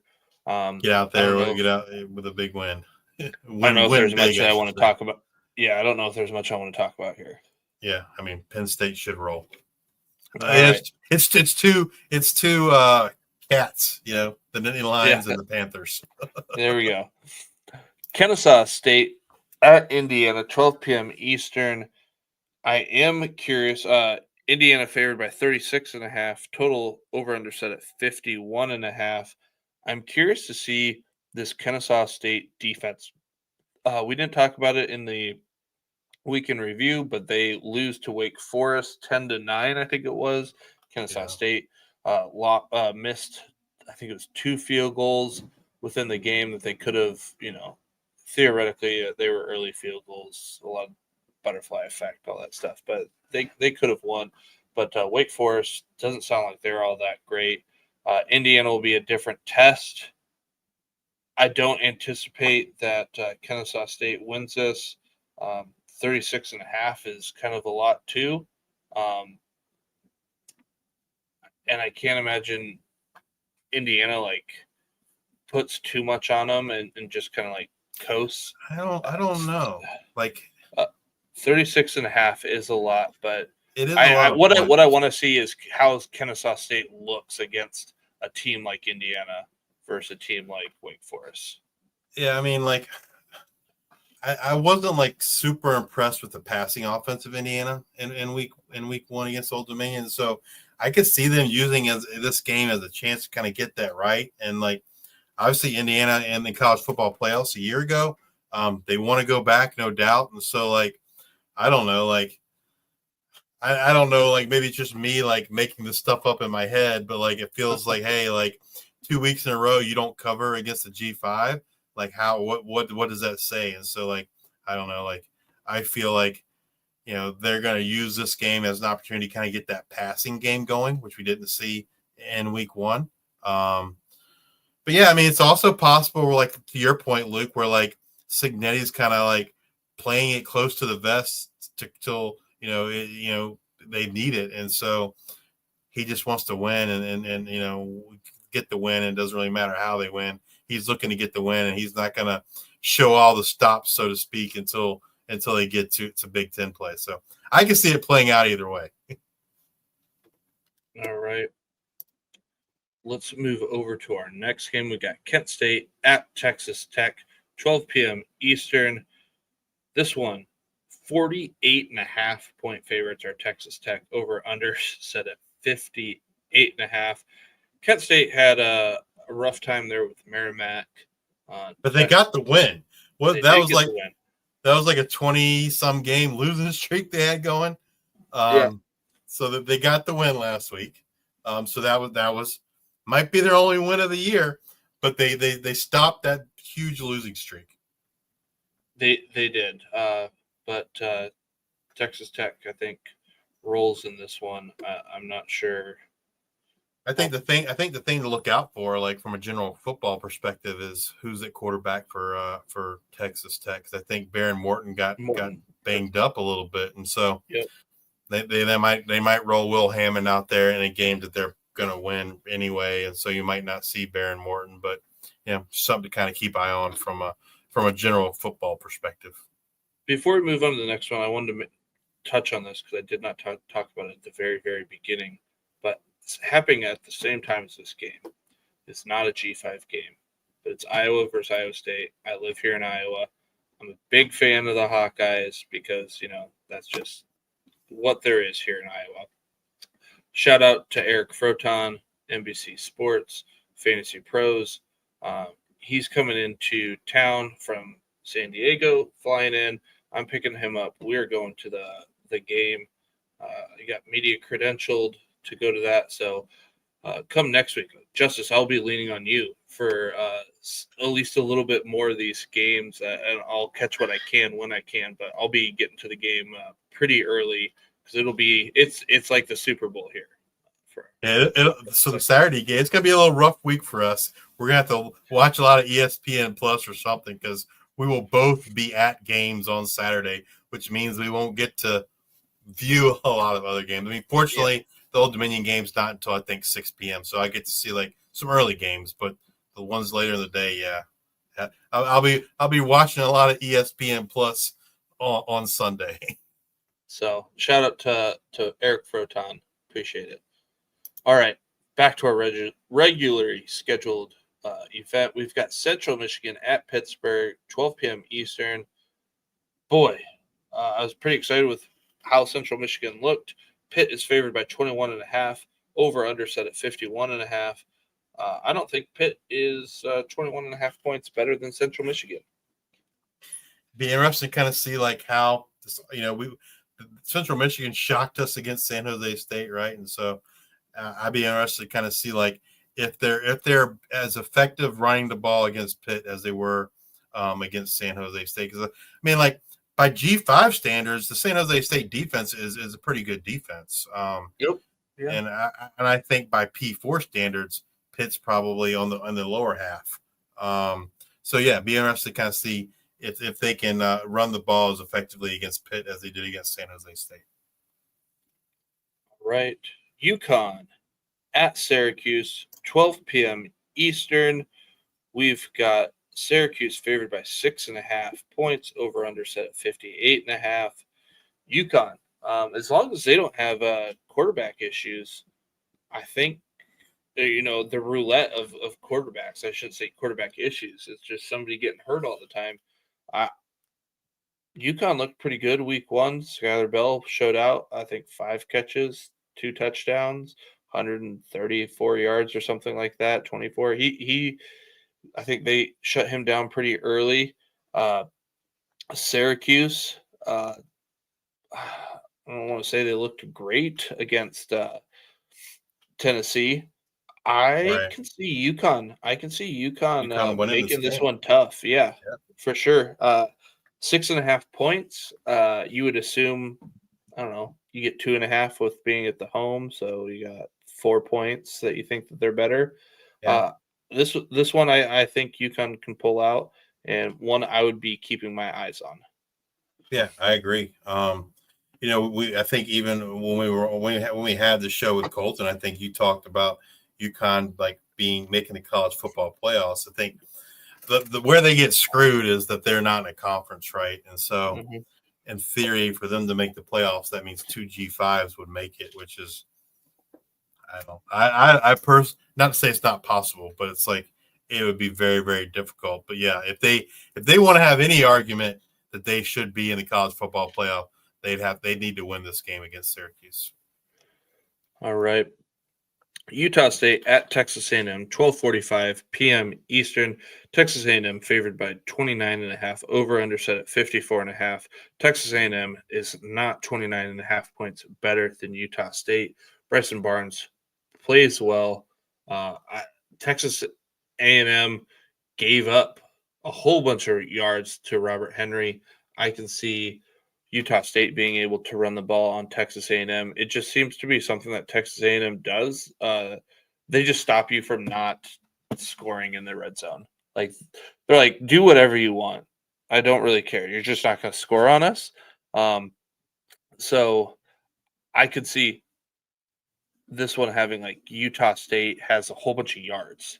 You're like, oh, the points don't match the yards in this one, but kind of like the Wyoming game from this past week. Yeah, like I just don't know if Texas A&M, like Bryson Barnes, I think is really good, and I think if they don't let Texas A&M cover the 29.5 point spread, I think it's because he played really, really well, almost like a Parker Navarro type there against Rutgers this last week. But yeah, I'm excited to see how Utah State runs the ball against Texas A&M.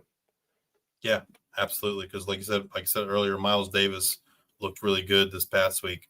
We'll see kind of what that offense looks like against a pretty good SEC opponent in Texas A&M. All right. We've got Troy at Clemson, 3:30 p.m. Eastern. Clemson favored by 33.5, over under set at 52.5. Clemson coming off a loss there to LSU.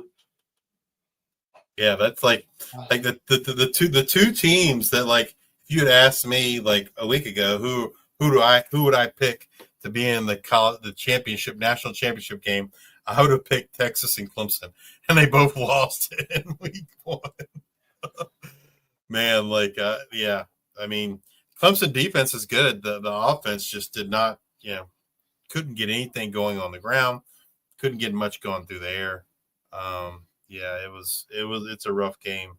But I think they should beat Troy pretty easily. Unfortunately, I guess what I'm interested in, and from a Troy perspective is, and we're probably not going to get a great answer this week. Last week it was the Tay Meadows show. And, was that a case of, hey, it's going to be the Tay Meadows show? Or was it the case of Tay Meadows has a hot hand, we're just going to keep feeding Tay Meadows? I don't know that, and I don't think we'll get the answer to that question this week, but it is definitely something I'm looking forward to seeing as Troy, moves on through the season. Is it going to be a bigger split between Tay Meadows and Jordan Lovett, or, is it a ride the hot hand, or is there, one guy that's just going to dominate the carries? Last year, we kind of saw him, at least for the first half of the year, really rotate the running backs. We saw at the end of the season, Damian Taylor kind of take charge there. But, yeah, be interesting to see moving forward what happens with that Troy running back room. What I'm looking for, Troy, just get out healthy. That's what we need to see. Shout out, Michael Batkins. This is amazing. Thank you. Appreciate it. Doing a lot of great stuff here. G5 Hive, G5 football all the time. Miami at Rutgers, 3:30 p.m. Eastern. This one, Rutgers favored by 14.5, over-under set at 46.5. Again, don't think Rutgers is very good, but what I'm looking forward here is this is, the transitive property. AB plus BC equals AC. Where does Miami match up against Ohio? That's what I'm looking for here. That's about it. 100%. I mean, based on what I saw in week 1, Miami played Wisconsin. I was not impressed at all. So I'm interested to kind of see how they look at Rutgers versus what I saw from Ohio in week 1. I don't think you can ever count Miami out with DeQuan Finn there at quarterback, but I was not impressed with the Miami offense. I mean, the defense played decent enough against Wisconsin, but I don't think the Wisconsin offense is very good. So yeah, I agree with you. The thing I'm looking for is kind of comparing Miami and Ohio for MAC play. And based on what I saw week 1, it's clearly Ohio and Toledo, and then maybe Miami is in another tier below those guys. Before the season, I think we would have had them closer, but what I've seen so far, it's Toledo and Ohio look like kind of the cream of the crop of them in the MAC. So we'll see how DeQuan Finn and Miami look against Rutgers here in week 2. You want to talk about offenses not looking good? Cincinnati didn't look all that great against Nebraska. Had a hard time passing the ball. Bowling Green goes to Cincinnati, 3:30 p.m. Eastern. Cincinnati favored by 21.5, over under set at 46.5. I don't even think Cincinnati had 100 yards passing, did they? I don't think so. It was rough. 95 or 96. So if Bowling Green can shut down the run, Bowling Green's got a fighting chance here. I mean, Bowling Green got the win, right? But I want to say they were playing a FCS team. I could be wrong. I don't know. What did you say the spread was in this game? 21.5. They played Lafayette. They won 26-7 against Lafayette this last week. Man, I don't know.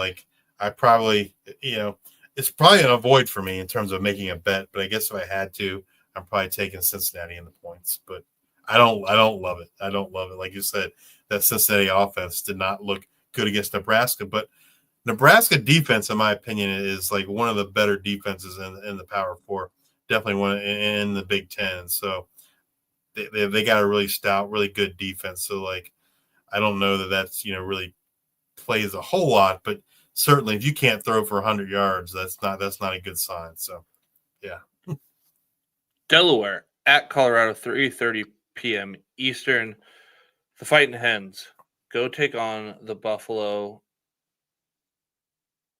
Nick Minicucci. Man, the dude had a game this week, right? He can ball. He balled out this past week. But they were playing FCS Delaware State, so a little bit of a difference in opponents this week. You go from a FCS team to to not the G5, but a Power 4 team in Colorado.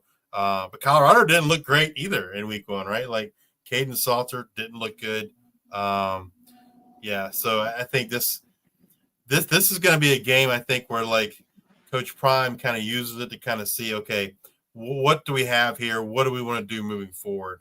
And as we get into the Big 12 play. But I mean, Colorado favored by 23.5, over under set at 50.5. I'm just excited to see where Delaware fits. Where they fit, right? We saw them dominate an FCS team, which is good. But where what should we expect from Delaware moving forward? I don't know that you're going to tell a whole lot, but if they play really good, then we can expect really good things, right? If they get blown out, you're kind of oh, that's kind of what we expected. Doesn't really tell us what to expect in terms of Conference USA play, but first chance for a lot of people to get to see Delaware. You want to talk about people getting blown out? Middle Tennessee at Wisconsin. I don't envision this one to be a good one. If you missed it last week, Middle Tennessee State did not look particularly good against Austin P. They lost. They lost big. Yeah. So I mean, I'm not anticipating the Wisconsin won 17-0 against Miami. Yeah, right, it was Wisconsin ugly. favored by 28.5. Over under set at 46.5. I would anticipate Wisconsin wins this one, but yeah, it's not a game I want to watch, man. Gotta get it figured out. Yeah, Blue Raiders fans are already calling for the head of Derek Mason. Yeah, he you gotta wonder, like, is he going to be the first casualty of 2025? Is he the first one to kind of get the axe in season? But yeah, to your point, neither one of these teams looked great in week one. Wisconsin obviously got the win. That's important. But, like, in my opinion, they didn't look very good. Billy Edwards, I think Billy Edwards got hurt in the game. And so I expect him to roll Danny O'Neal out there. And you're going to see a heavy dose of Dylan Jones, Darian Dupree, Gideon Ituaka. Is it Yakimelli, I think, is the other running back. Like, they're just going to throw running back after running back after running back out there and just run it down Middle Tennessee's throat. Not a fun game that I want to watch. But, yeah, Wisconsin, like Anthony said in the comments, it's going to be like 10-0. I think Wisconsin's going to score more than 10 points. But, yeah, your point remains. It's going to be an ugly game, not an exciting one that you want to watch. Unless you're a Wisconsin fan, maybe. All right. Next game, West Virginia at Ohio, 4 p.m. Eastern. A rare home-and-home game for a G5 P4 opponent. We got West Virginia favored by 2.5 points on the road. Over/under set at 60.5. I like Ohio. I like Ohio too. Like, this is. Last week we saw Tulane get the win, the P4 win.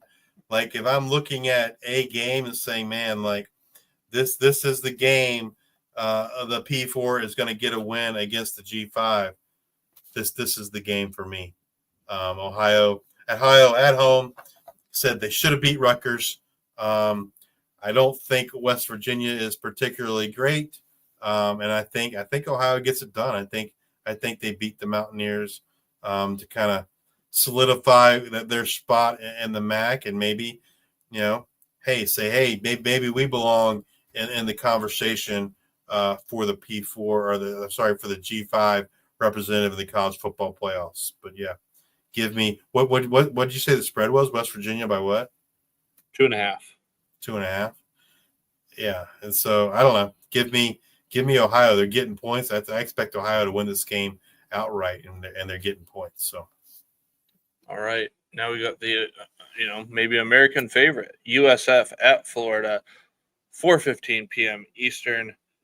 Florida favored by 17.5. Over/under set at 54.5. Going into the Swamp is going to be hard, but I think we are going to learn a lot about USF. Obviously, I don't really care if they lose this game. Kind of anticipate they'll lose this game, especially if it takes them a quarter to get going. But I'm hoping Byron Brown gets to use his legs sooner rather than later. But I just want to see how they match up against the Florida Gators, and all I want to see is USF get out healthy so they can really focus on the American. Yeah, like I think the takeaway is how competitive South Florida is. Like, I mean, at the end of the day, if they won the game, I don't think I'd be 100%. I wouldn't really be like totally shocked, but I think this is essentially this is the Boise State Oregon game. Yeah. So because if you get this win against Boise State's able to turn around, and you get into the national, contention. It's going to be how did they look against Florida. So sure. I think if they can keep it close, similar to what Boise did to Oregon. Yep. That'll play big going into the selection committee. Great call. I agree. All right, we got Arkansas State at Arkansas, 5 p.m. Eastern. Arkansas favored by 23.5. Over under set at 63.5. What do I want to see in this game? I could see fireworks, right? I mean, Taylor Green, I think, had like a lot of yards. You threw for a lot of yards and had five touchdowns. I want to say in week one, and then you got Jalen Rayner first, throwing to Corey Rucker. Has some potential for a lot of fireworks. I just want to see the Arkansas State defense. That's what I want to see. If they're going to win, if they're going to make some noise in the Sun Belt, I think that this defense has got to show up. I'm interested to kind of see how Jalen Rayner looks against Arkansas. We saw last year in the out of conference when they played at P4, Jalen Rayner did not look good at all. So who was it? Who's the backup? Timmy McClain. Timmy McClain. We're always like, oh, we got a shot there. Timmy McClain came in. They kind of looked a little bit better. Is he going to take over? It's like, nope. That's a good call. All right. All black. No, we haven't gotten to the Southern Miss Jacksonville State game yet. It's coming up. All right. Army at Kansas State. This one is at 7 p.m. Eastern. And I am scrolling to find this over under. Actually, all black. That must be Jackson State. So we don't have that one for this week. I was thinking JSU was Jacksonville State, but I'm assuming that's Jackson State. No, we don't have that one on the schedule for this week. With all these games, we don't cover every single G5, so we don't have that one on the docket. But be interested to kind of see, I think, how Southern Miss responds in terms of can they. Do we see some other playmakers emerge other than Braylon Braxton? That'd probably be the big thing I'd be looking for in the Southern Miss game. I'm struggling to find this on ESPN. Well, why are you still looking for the line there? Army, man, what a disappointment in week one, losing to Tarleton State in an FCS game, man. They played, and the Army had plenty of opportunities to win the game, and they just couldn't get it done. I expected more out of the Army defense than what I saw in week one against Tarleton State.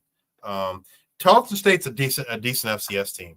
So I'm not saying they're a bad team or anything, but I expected much more out of the Army defense than what I saw in week one.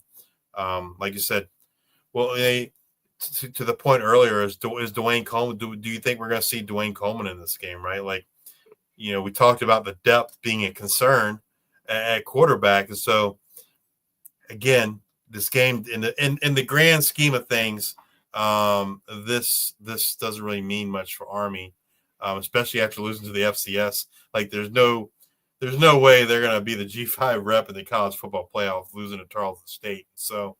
I would anticipate Coleman doesn't play just because they're going to focus on the American. You're going to want to save them. Yeah, unless that would be my guess. But Kansas State favored by 17.5, over under set at 46.5. I think Kansas State wins in the points.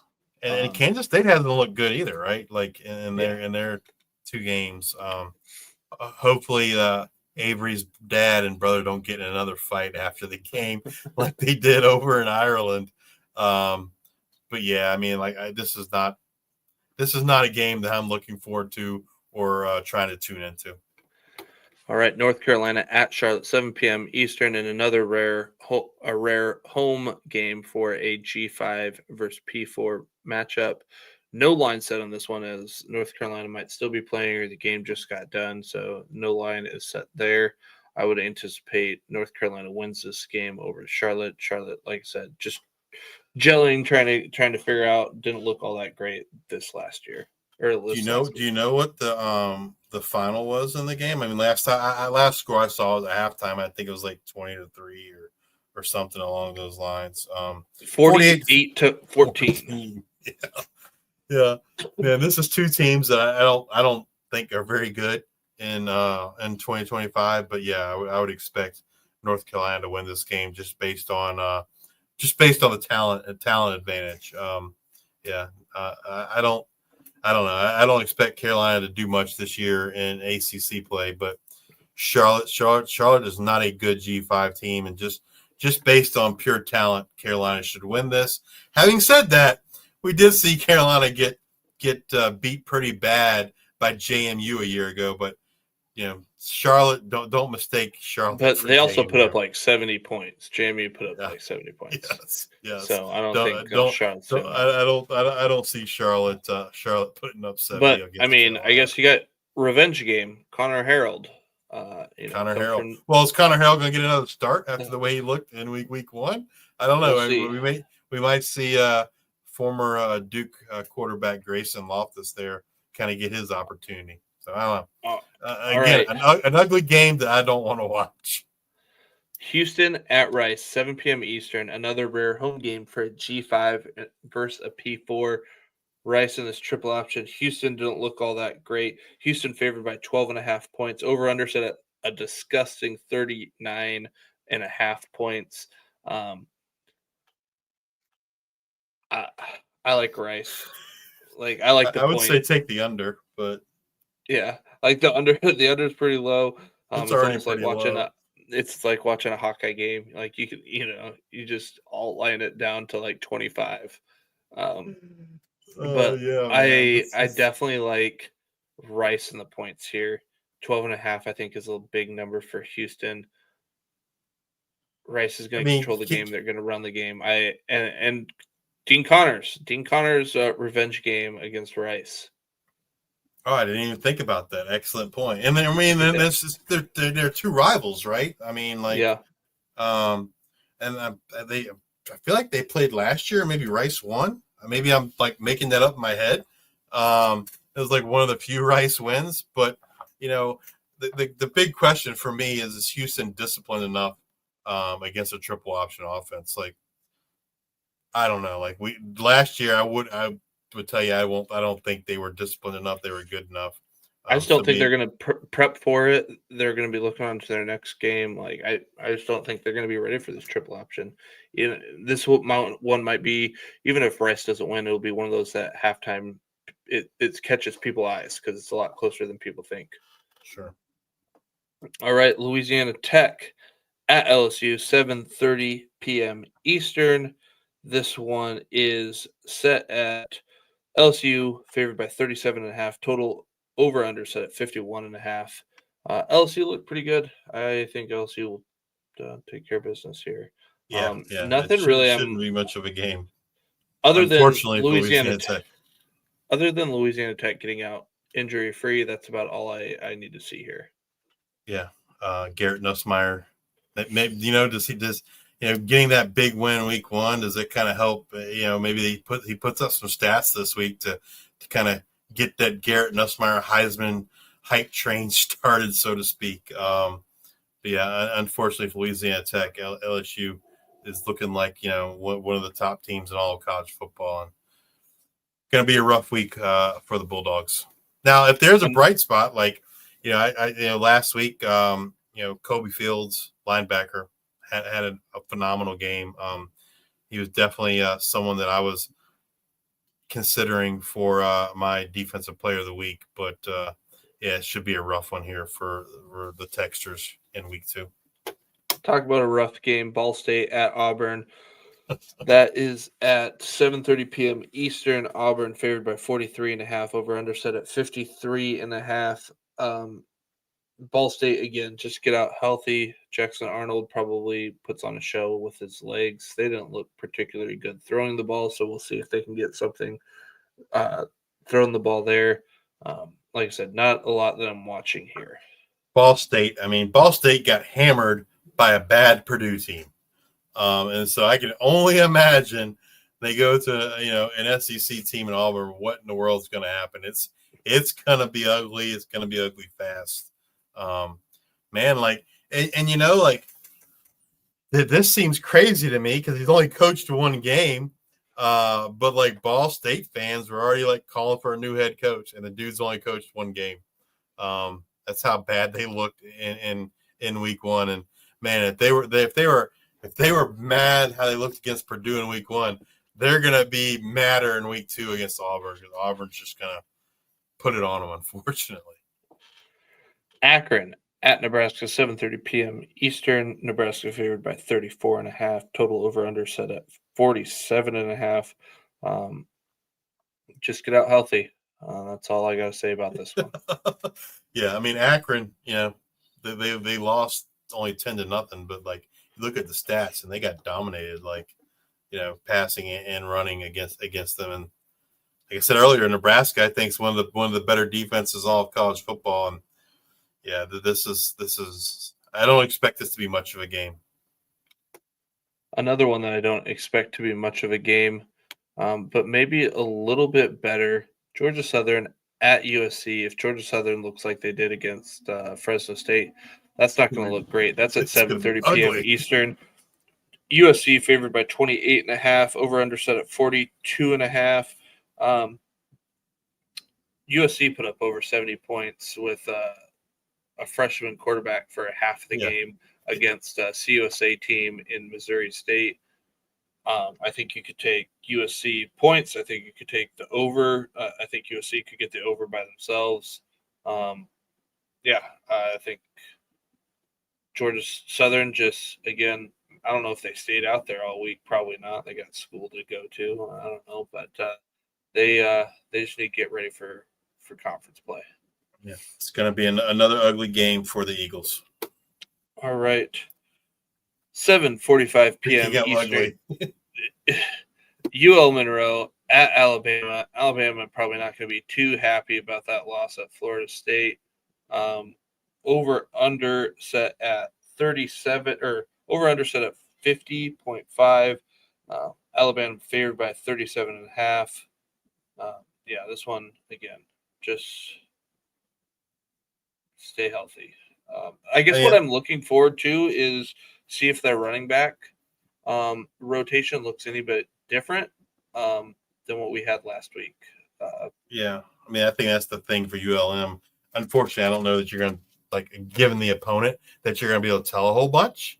But yeah, I think that's kind of the thing to monitor going forward. Is it, is there going to be a workhorse? Is it Braylon McReynolds, which is kind of like the workhorse, if you will, in week 1, or is it going to be more of a heavier rotation than what we saw a year ago from the Warhawks? Unfortunately, I don't know that this game is going to give us a bunch of answers just because of the opponent, but it's definitely something to kind of keep an eye on for ULM moving forward. And I was just going to say to your point, like Alabama, this is going to be a get right game for Alabama, right?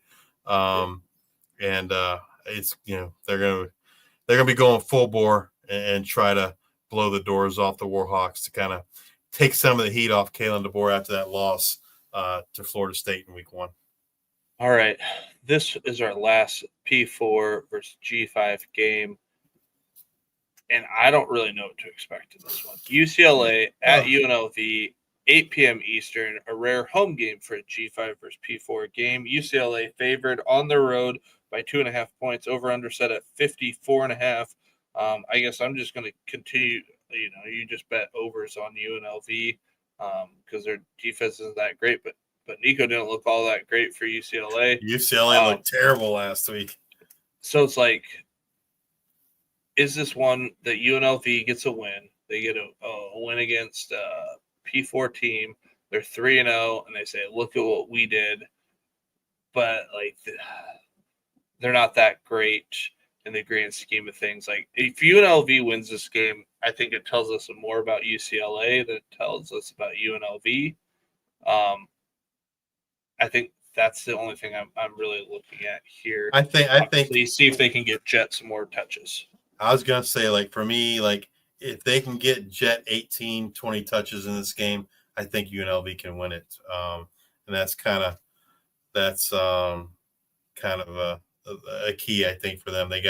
He is the difference maker. He's the special player on the team. They got to get Jet the ball as much as possible. Well, there's the answer. Looks like they stayed in California all week. So Get help. Yeah. Whatever help we can get. That's what we'll do. All right. Finally, we've got G5 versus G5 games that we can talk about. Liberty at Jacksonville State, 12 p.m. Eastern, Conference USA game. Let me get to this one. Liberty favored by 6.5. Total over-under set at 52.5. This one, It's interesting. I think it's going to be more interesting than I think people think. but it's going to be interesting because I think it's more of a pillow fight. Well, yeah, because Liberty did not. I mean, Liberty won, but they didn't really play anybody, and they didn't look great. They didn't look great. No. Jacksonville State, yeah, they played UCF, but UCF didn't look like neither one of them looked great. Yeah, I guess give me the points. What's the over under? 52.5. That seems. I mean, I don't know. Like maybe it's kind of hard to. I don't know. Like I guess if I had to pick something, I'm probably picking the under based on how these two teams looked in week one. But you know they're playing each other, and so maybe it's going to be a shootout. I don't know. Like to me, like this is kind of a game to tell me like is Liberty a serious contender to Western Kentucky or a serious threat, I should say, to Western Kentucky in Conference USA. They don't play each other in the regular season, but like in my opinion, by far. Western Kentucky kind of looks like the cream of the crop so far. Now they played 2 games versus most everyone else has only played 1. But yeah, if Liberty wants to say, hey, we're here, we're a serious contender, they got to win this by 10 or more points, in my opinion. All right, next one we've got Fresno State at Oregon State, 3:30 p.m. Eastern. Oregon State favored by 3.5, over under set at 47.5. Oregon State, a team that did not look all that great. Week 1.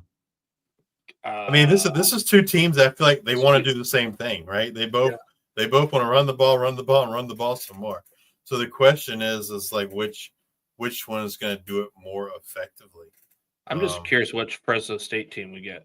Right? Do we get the team that dominated Georgia Southern in the trenches, or do we get the team that was dominated in the trenches by Kansas in week 0? I mean, definitely a difference in competition. Give me Fresno. Yeah, I think I lean with Fresno State too, man. Yeah, I think I would agree with you. I lean Fresno State in this game. And I don't remember, and maybe I'm like again making things up in my head, but I thought maybe Anthony Hankerson got banged up a little bit in week. No, I don't think so. He just got bottled up. But the quarterback play with Malik Murphy was not good. And so, yeah, give me Fresno State. All right, the game everyone needs to watch. If it's not on your radar, this is the game that you need to watch. It is Texas State at UTSA, a big G5 matchup. UTSA favored by 4.5, over under set at 66.5. I'd be tempted to take the over of 66.5. Or if I was going to bet the line, I think I'd take Texas State, man. Like this game, I think this game's going to be like a shootout, close game. I wouldn't be shocked either team's wins. I think these are 2 high-powered offenses. Which defense can get a stop? Right, and I feel better about the Texas State defense than I do the UTSA defense.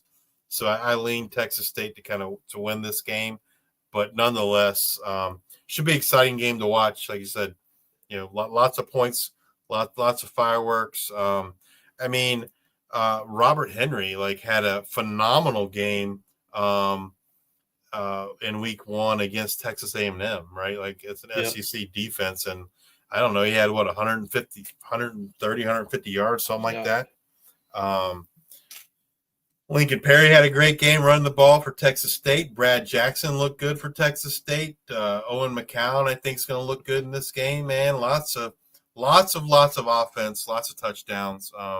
Should be one of the better games in terms if that's what you want to see, high scoring, lots of offense. This is definitely the one that I'm watching. If I'm only picking one, this is the one to watch. All right, we've got an American Conference game, UAB at Navy, 3:30 p.m. Eastern. Over under set at 61.5. Navy favored by 21.5. UAB, tough game. I'm trying to remember who they played, but they were barely It was able an to squeak one FCS out. team. I don't know if it was Alabama State or something like that. They were I able don't to remember who, but man, they won the squeak game, one but it out. was like 45-43 or something, right? I think Navy crushes this one. Navy's defense, one of the best in the American, if not all of the G5. I think they're able to put the clamps on UAB. I don't think they're able to move the ball like they did in week 1. And Navy's offense, I think if UAB gave up that much against an FCS opponent, I think Navy will have no problem. Maybe an early day for Blake Horvath, and Navy wins this one. Yeah, I agree. I think that Navy offense is going to roll, kind of have their way with UAB, and same with the defense. I think the thing to monitor is is Trent Dilfer someone that obviously they won week 1, but is he someone that could? He's definitely on the hot seat. Yeah, is he someone that could potentially get fired in the season? You don't see that a lot, but I feel like he's one of those guys where it wouldn't shock me in season he loses his job. All right. North Texas at Western Michigan, Waldo Stadium, 3:30 p.m. Eastern. North Texas favored by 9.5 points on the road, over under set at 60.5. I'm just curious to see how the Drew Mestamaker and this team looks to gel. The defense looked a lot better than I thought it would in week 1. I would anticipate it looks pretty good here in week 2 because, Yeah, give me North Texas and the points, man. Brock Lowry didn't even start for Broncos. The Broncos offense looked rough. Looked really, really rough. I see no way, shape, or form them being able to keep pace with the North Texas offense. So, I'm shocked that the spread's only 9.5. Give me North Texas and the points all day, man. Drew Mestamaker, Miles Coleman. For those that aren't familiar, you're watching us for the first time, you're not familiar with North Texas and Drew Mestamaker. He's a good quarterback, number one, but a phenomenal story. He did not start a high school football game at quarterback except for his freshman year for the B team or JV, I guess some people would call it. That's the only. He started one game in his high school career at quarterback. He's a walk-on. He was a walk-on safety. At North Texas. They ended up putting him in quarterback. He played so well at quarterback. He was the backup quarterback all last year. And then in the bowl game, he had Chandler Morris was in the transfer portal. Drew Mestamaker got his chance to start in that bowl game, and he played phenomenal. He had 400 yards passing, a couple touchdowns, had 80 or 90 yards on the ground. They bring in Reese Poffenbarger, who everyone thought was going to be the starter.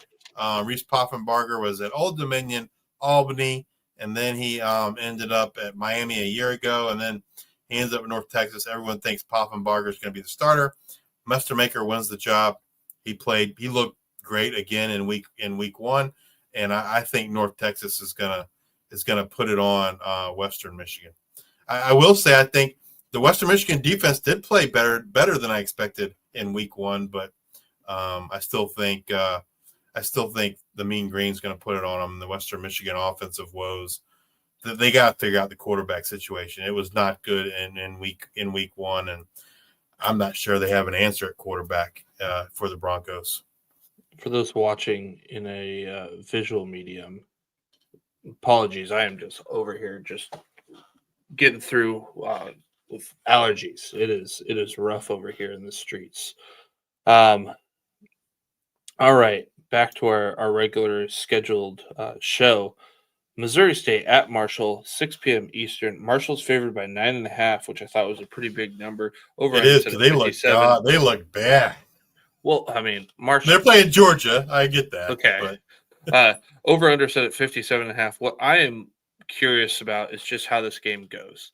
You got Missouri State opened their first game in the FBS against USC.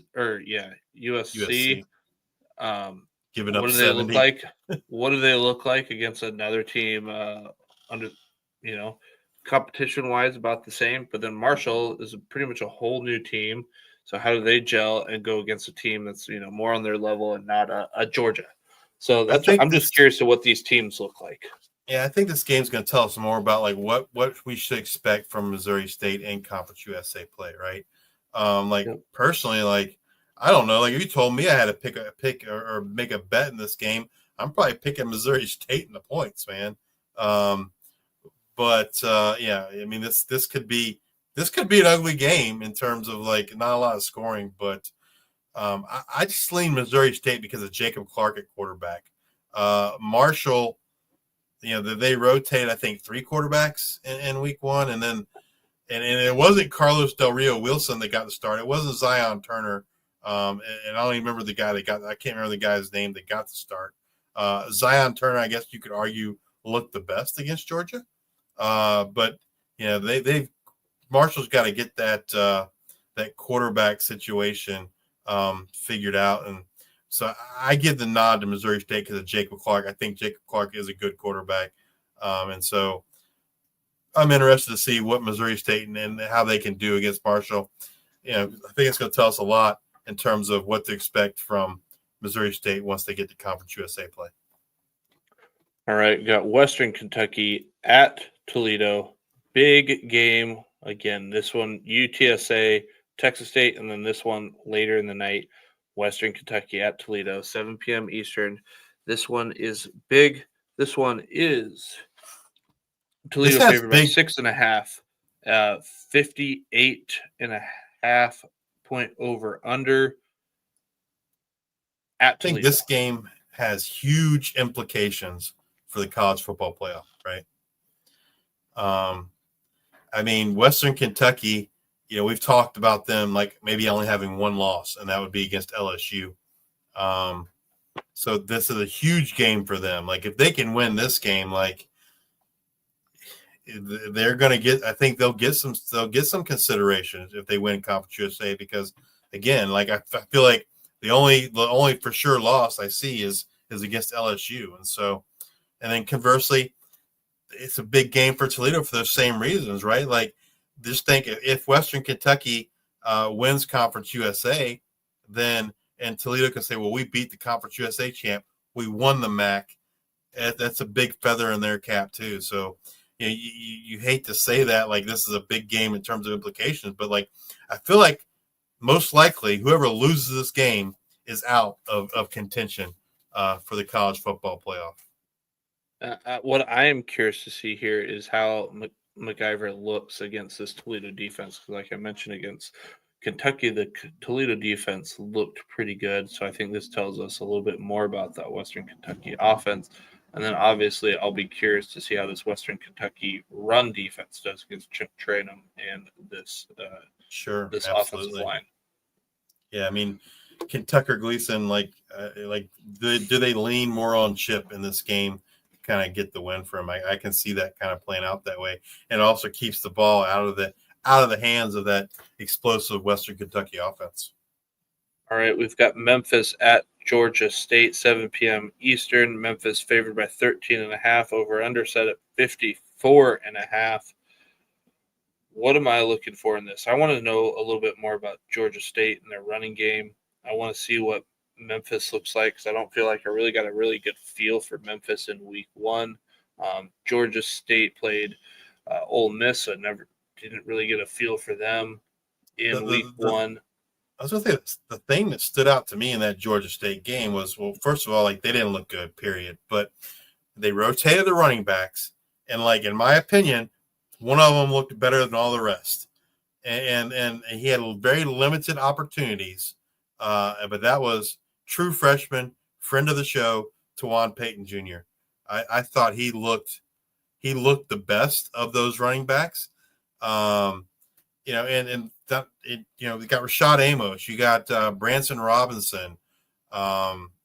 Those are some pretty well thought of guys. But I thought TJ looked the best. Be interested to kind of see how that running back room shakes out throughout the year.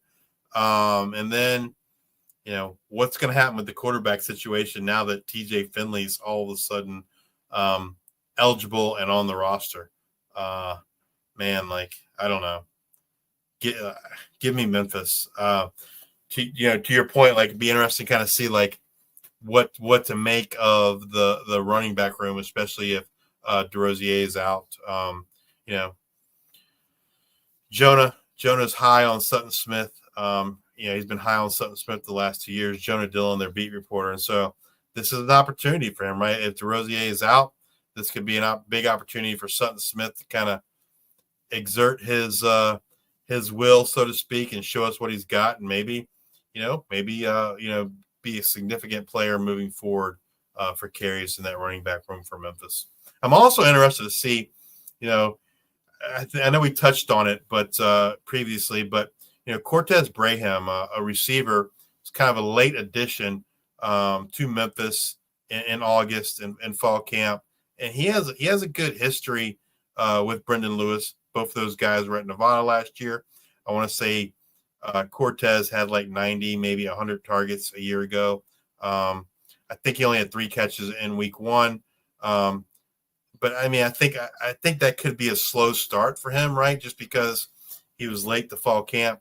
So I'm kind of interested to see how that connection develops, how those two guys go moving forward for the Tigers. All right, another big G5 matchup: Tulane at South Alabama, 7 p.m. Eastern. We talked about this a little bit earlier. Tulane favored by 10.5, over/under set at 51.5. This one will be a fun one to watch. Bishop Davenport did not look all that great in their week 1 game. He didn't run the ball a whole bunch. He tried to on a couple occasions, and one time it was the seas parted, and he was running loose with it, and a defensive lineman stripped him on a 4th down. It was 4th and 2. He could have ran for it. I anticipate Tulane to handle their business and get out with a win here, and I think I would take Tulane in the 10.5 points. I think this defense is legit. It's an interesting game. I think. I agree with you. If Tulane is going to be the G5 rep, then they need to win the game. By the spread. But I'm kind of interested to see how South Alabama plays in terms of more. I'm more interested in terms of Sun Belt, right? Where if they play them a close, tough game, then tells me hey, South Alabama's a legit contender to win the Sun Belt. We talked about them as being one of the teams that could win the Sun Belt West. And I think this is a good measuring stick against a really, really good Tulane team who I think is probably one of, if not the best defenses in all the Group of 5. And then we saw what they offensively they look good against the Northwestern team. So yeah, to me this game is more about trying to figure out what the measuring stick is for South Alabama in terms of what to expect for them in the Sun Belt. You know what? Two comments already tonight. Again, shows are running longer because of all of the P4 versus G5 games. But Brett, is this not the greatest show on earth? Are you not entertained? Thank you. Second positive comment tonight. Love it, guys. Keep them. No, we appreciate the positive comments. I don't mean to get off on a tangent, but as you grow in popularity, you attract lots more people, and that means a lot more opinions. And we've certainly gotten 100% share of a lot of positive comments, but we've also gotten some really not so nice comments. And so we appreciate the positivity, and that's the reason why we do it. We try not to let the negative ones get us down too much, but if you're looking at it from a percentage standpoint, the negative comments pale in comparison to the positive ones. But yeah, definitely appreciate the comments, Brett. Thank you. All right, finish off strong here. We got 3 games to cover before we get out of here. Tulsa at New Mexico State, 9 p.m. Eastern. Tulsa favored on the road by 3.5, over under set at 52.5. Tulsa playing some exciting football. Are they going to be able to run the ball like they were in week 1? New Mexico State, great defensive game all around by different members of that team. This one's going to be like, it's not a premier game, but I think this one's going to be a fun one to watch. Yeah. I like Tulsa in this one because of the offense, but it'll be a fun one to watch. I think it's going to be an entertaining game, right? Yeah, absolutely. Like the Tulsa offense, I think is fun. With Kirk Francis and Zion Booker. Dominic Richardson had a great game week 1. Can he continue that against this New Mexico State defense? And then, do we see some growth from the New Mexico State offense, right? With Logan Fife there at quarterback, Kadarius Callaway at running back, and can they get the ball to some of their weapons on the outside, like a Tyler King or and others. I think this is going to be an entertaining game. So if it's late enough at night, 9:00 Eastern, like it might be something. If you're looking for something to kind of, I think what'll be a good game, I definitely would tune in.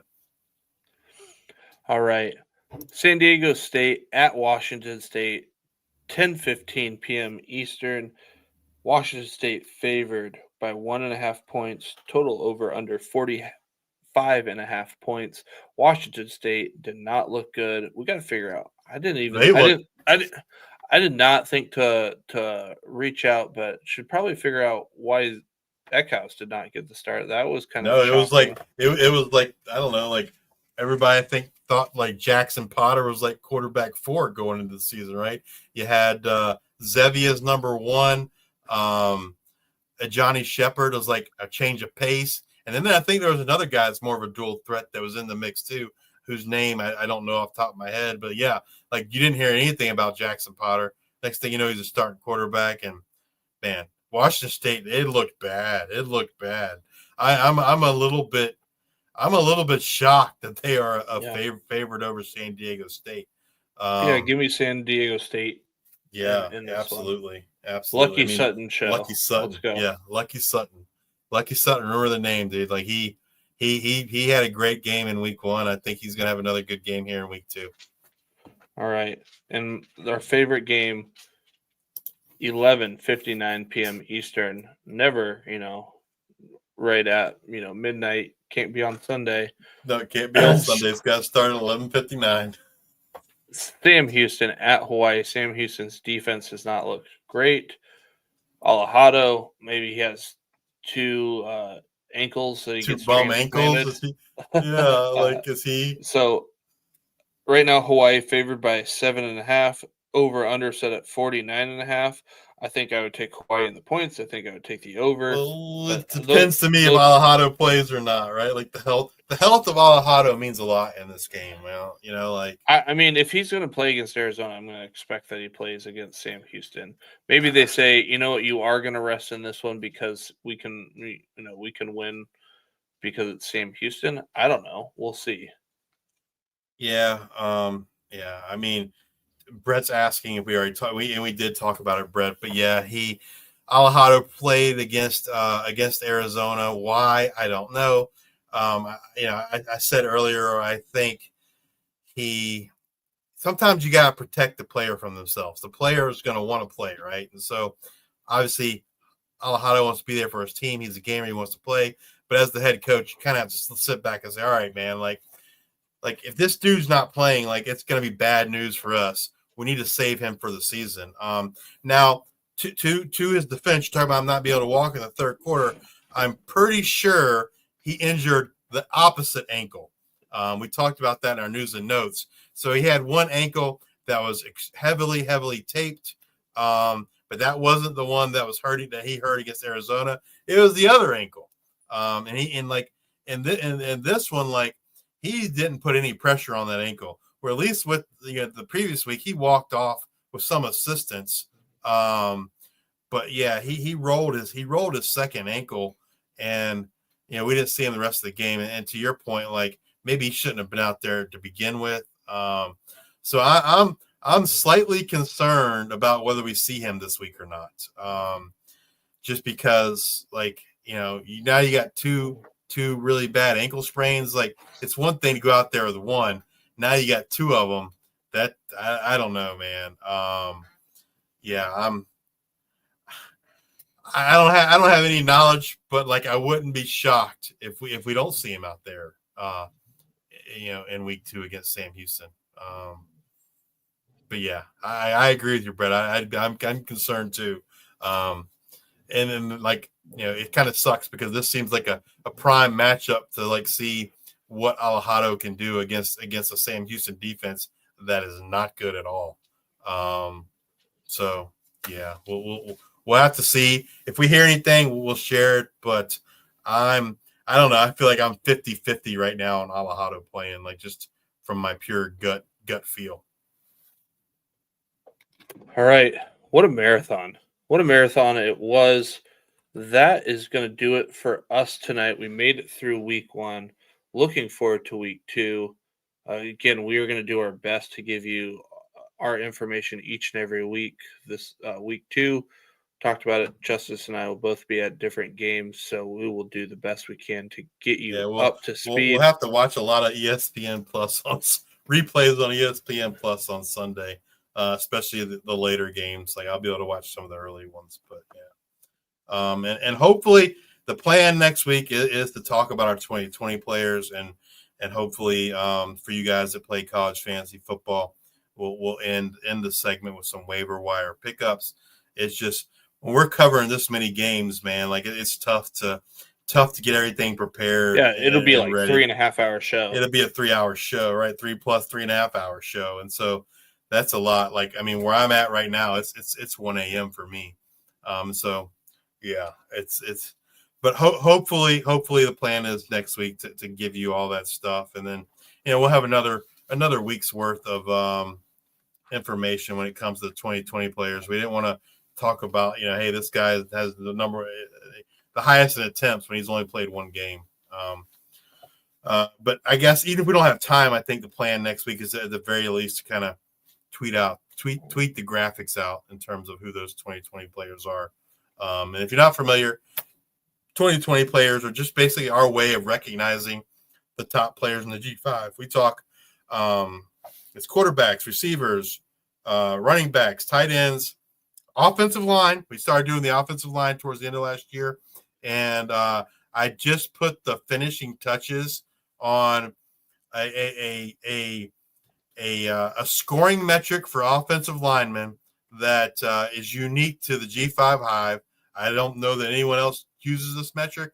But anyway, I came up with a metric to rate offensive linemen and how, to be able to compare them and say these ones are better than these ones.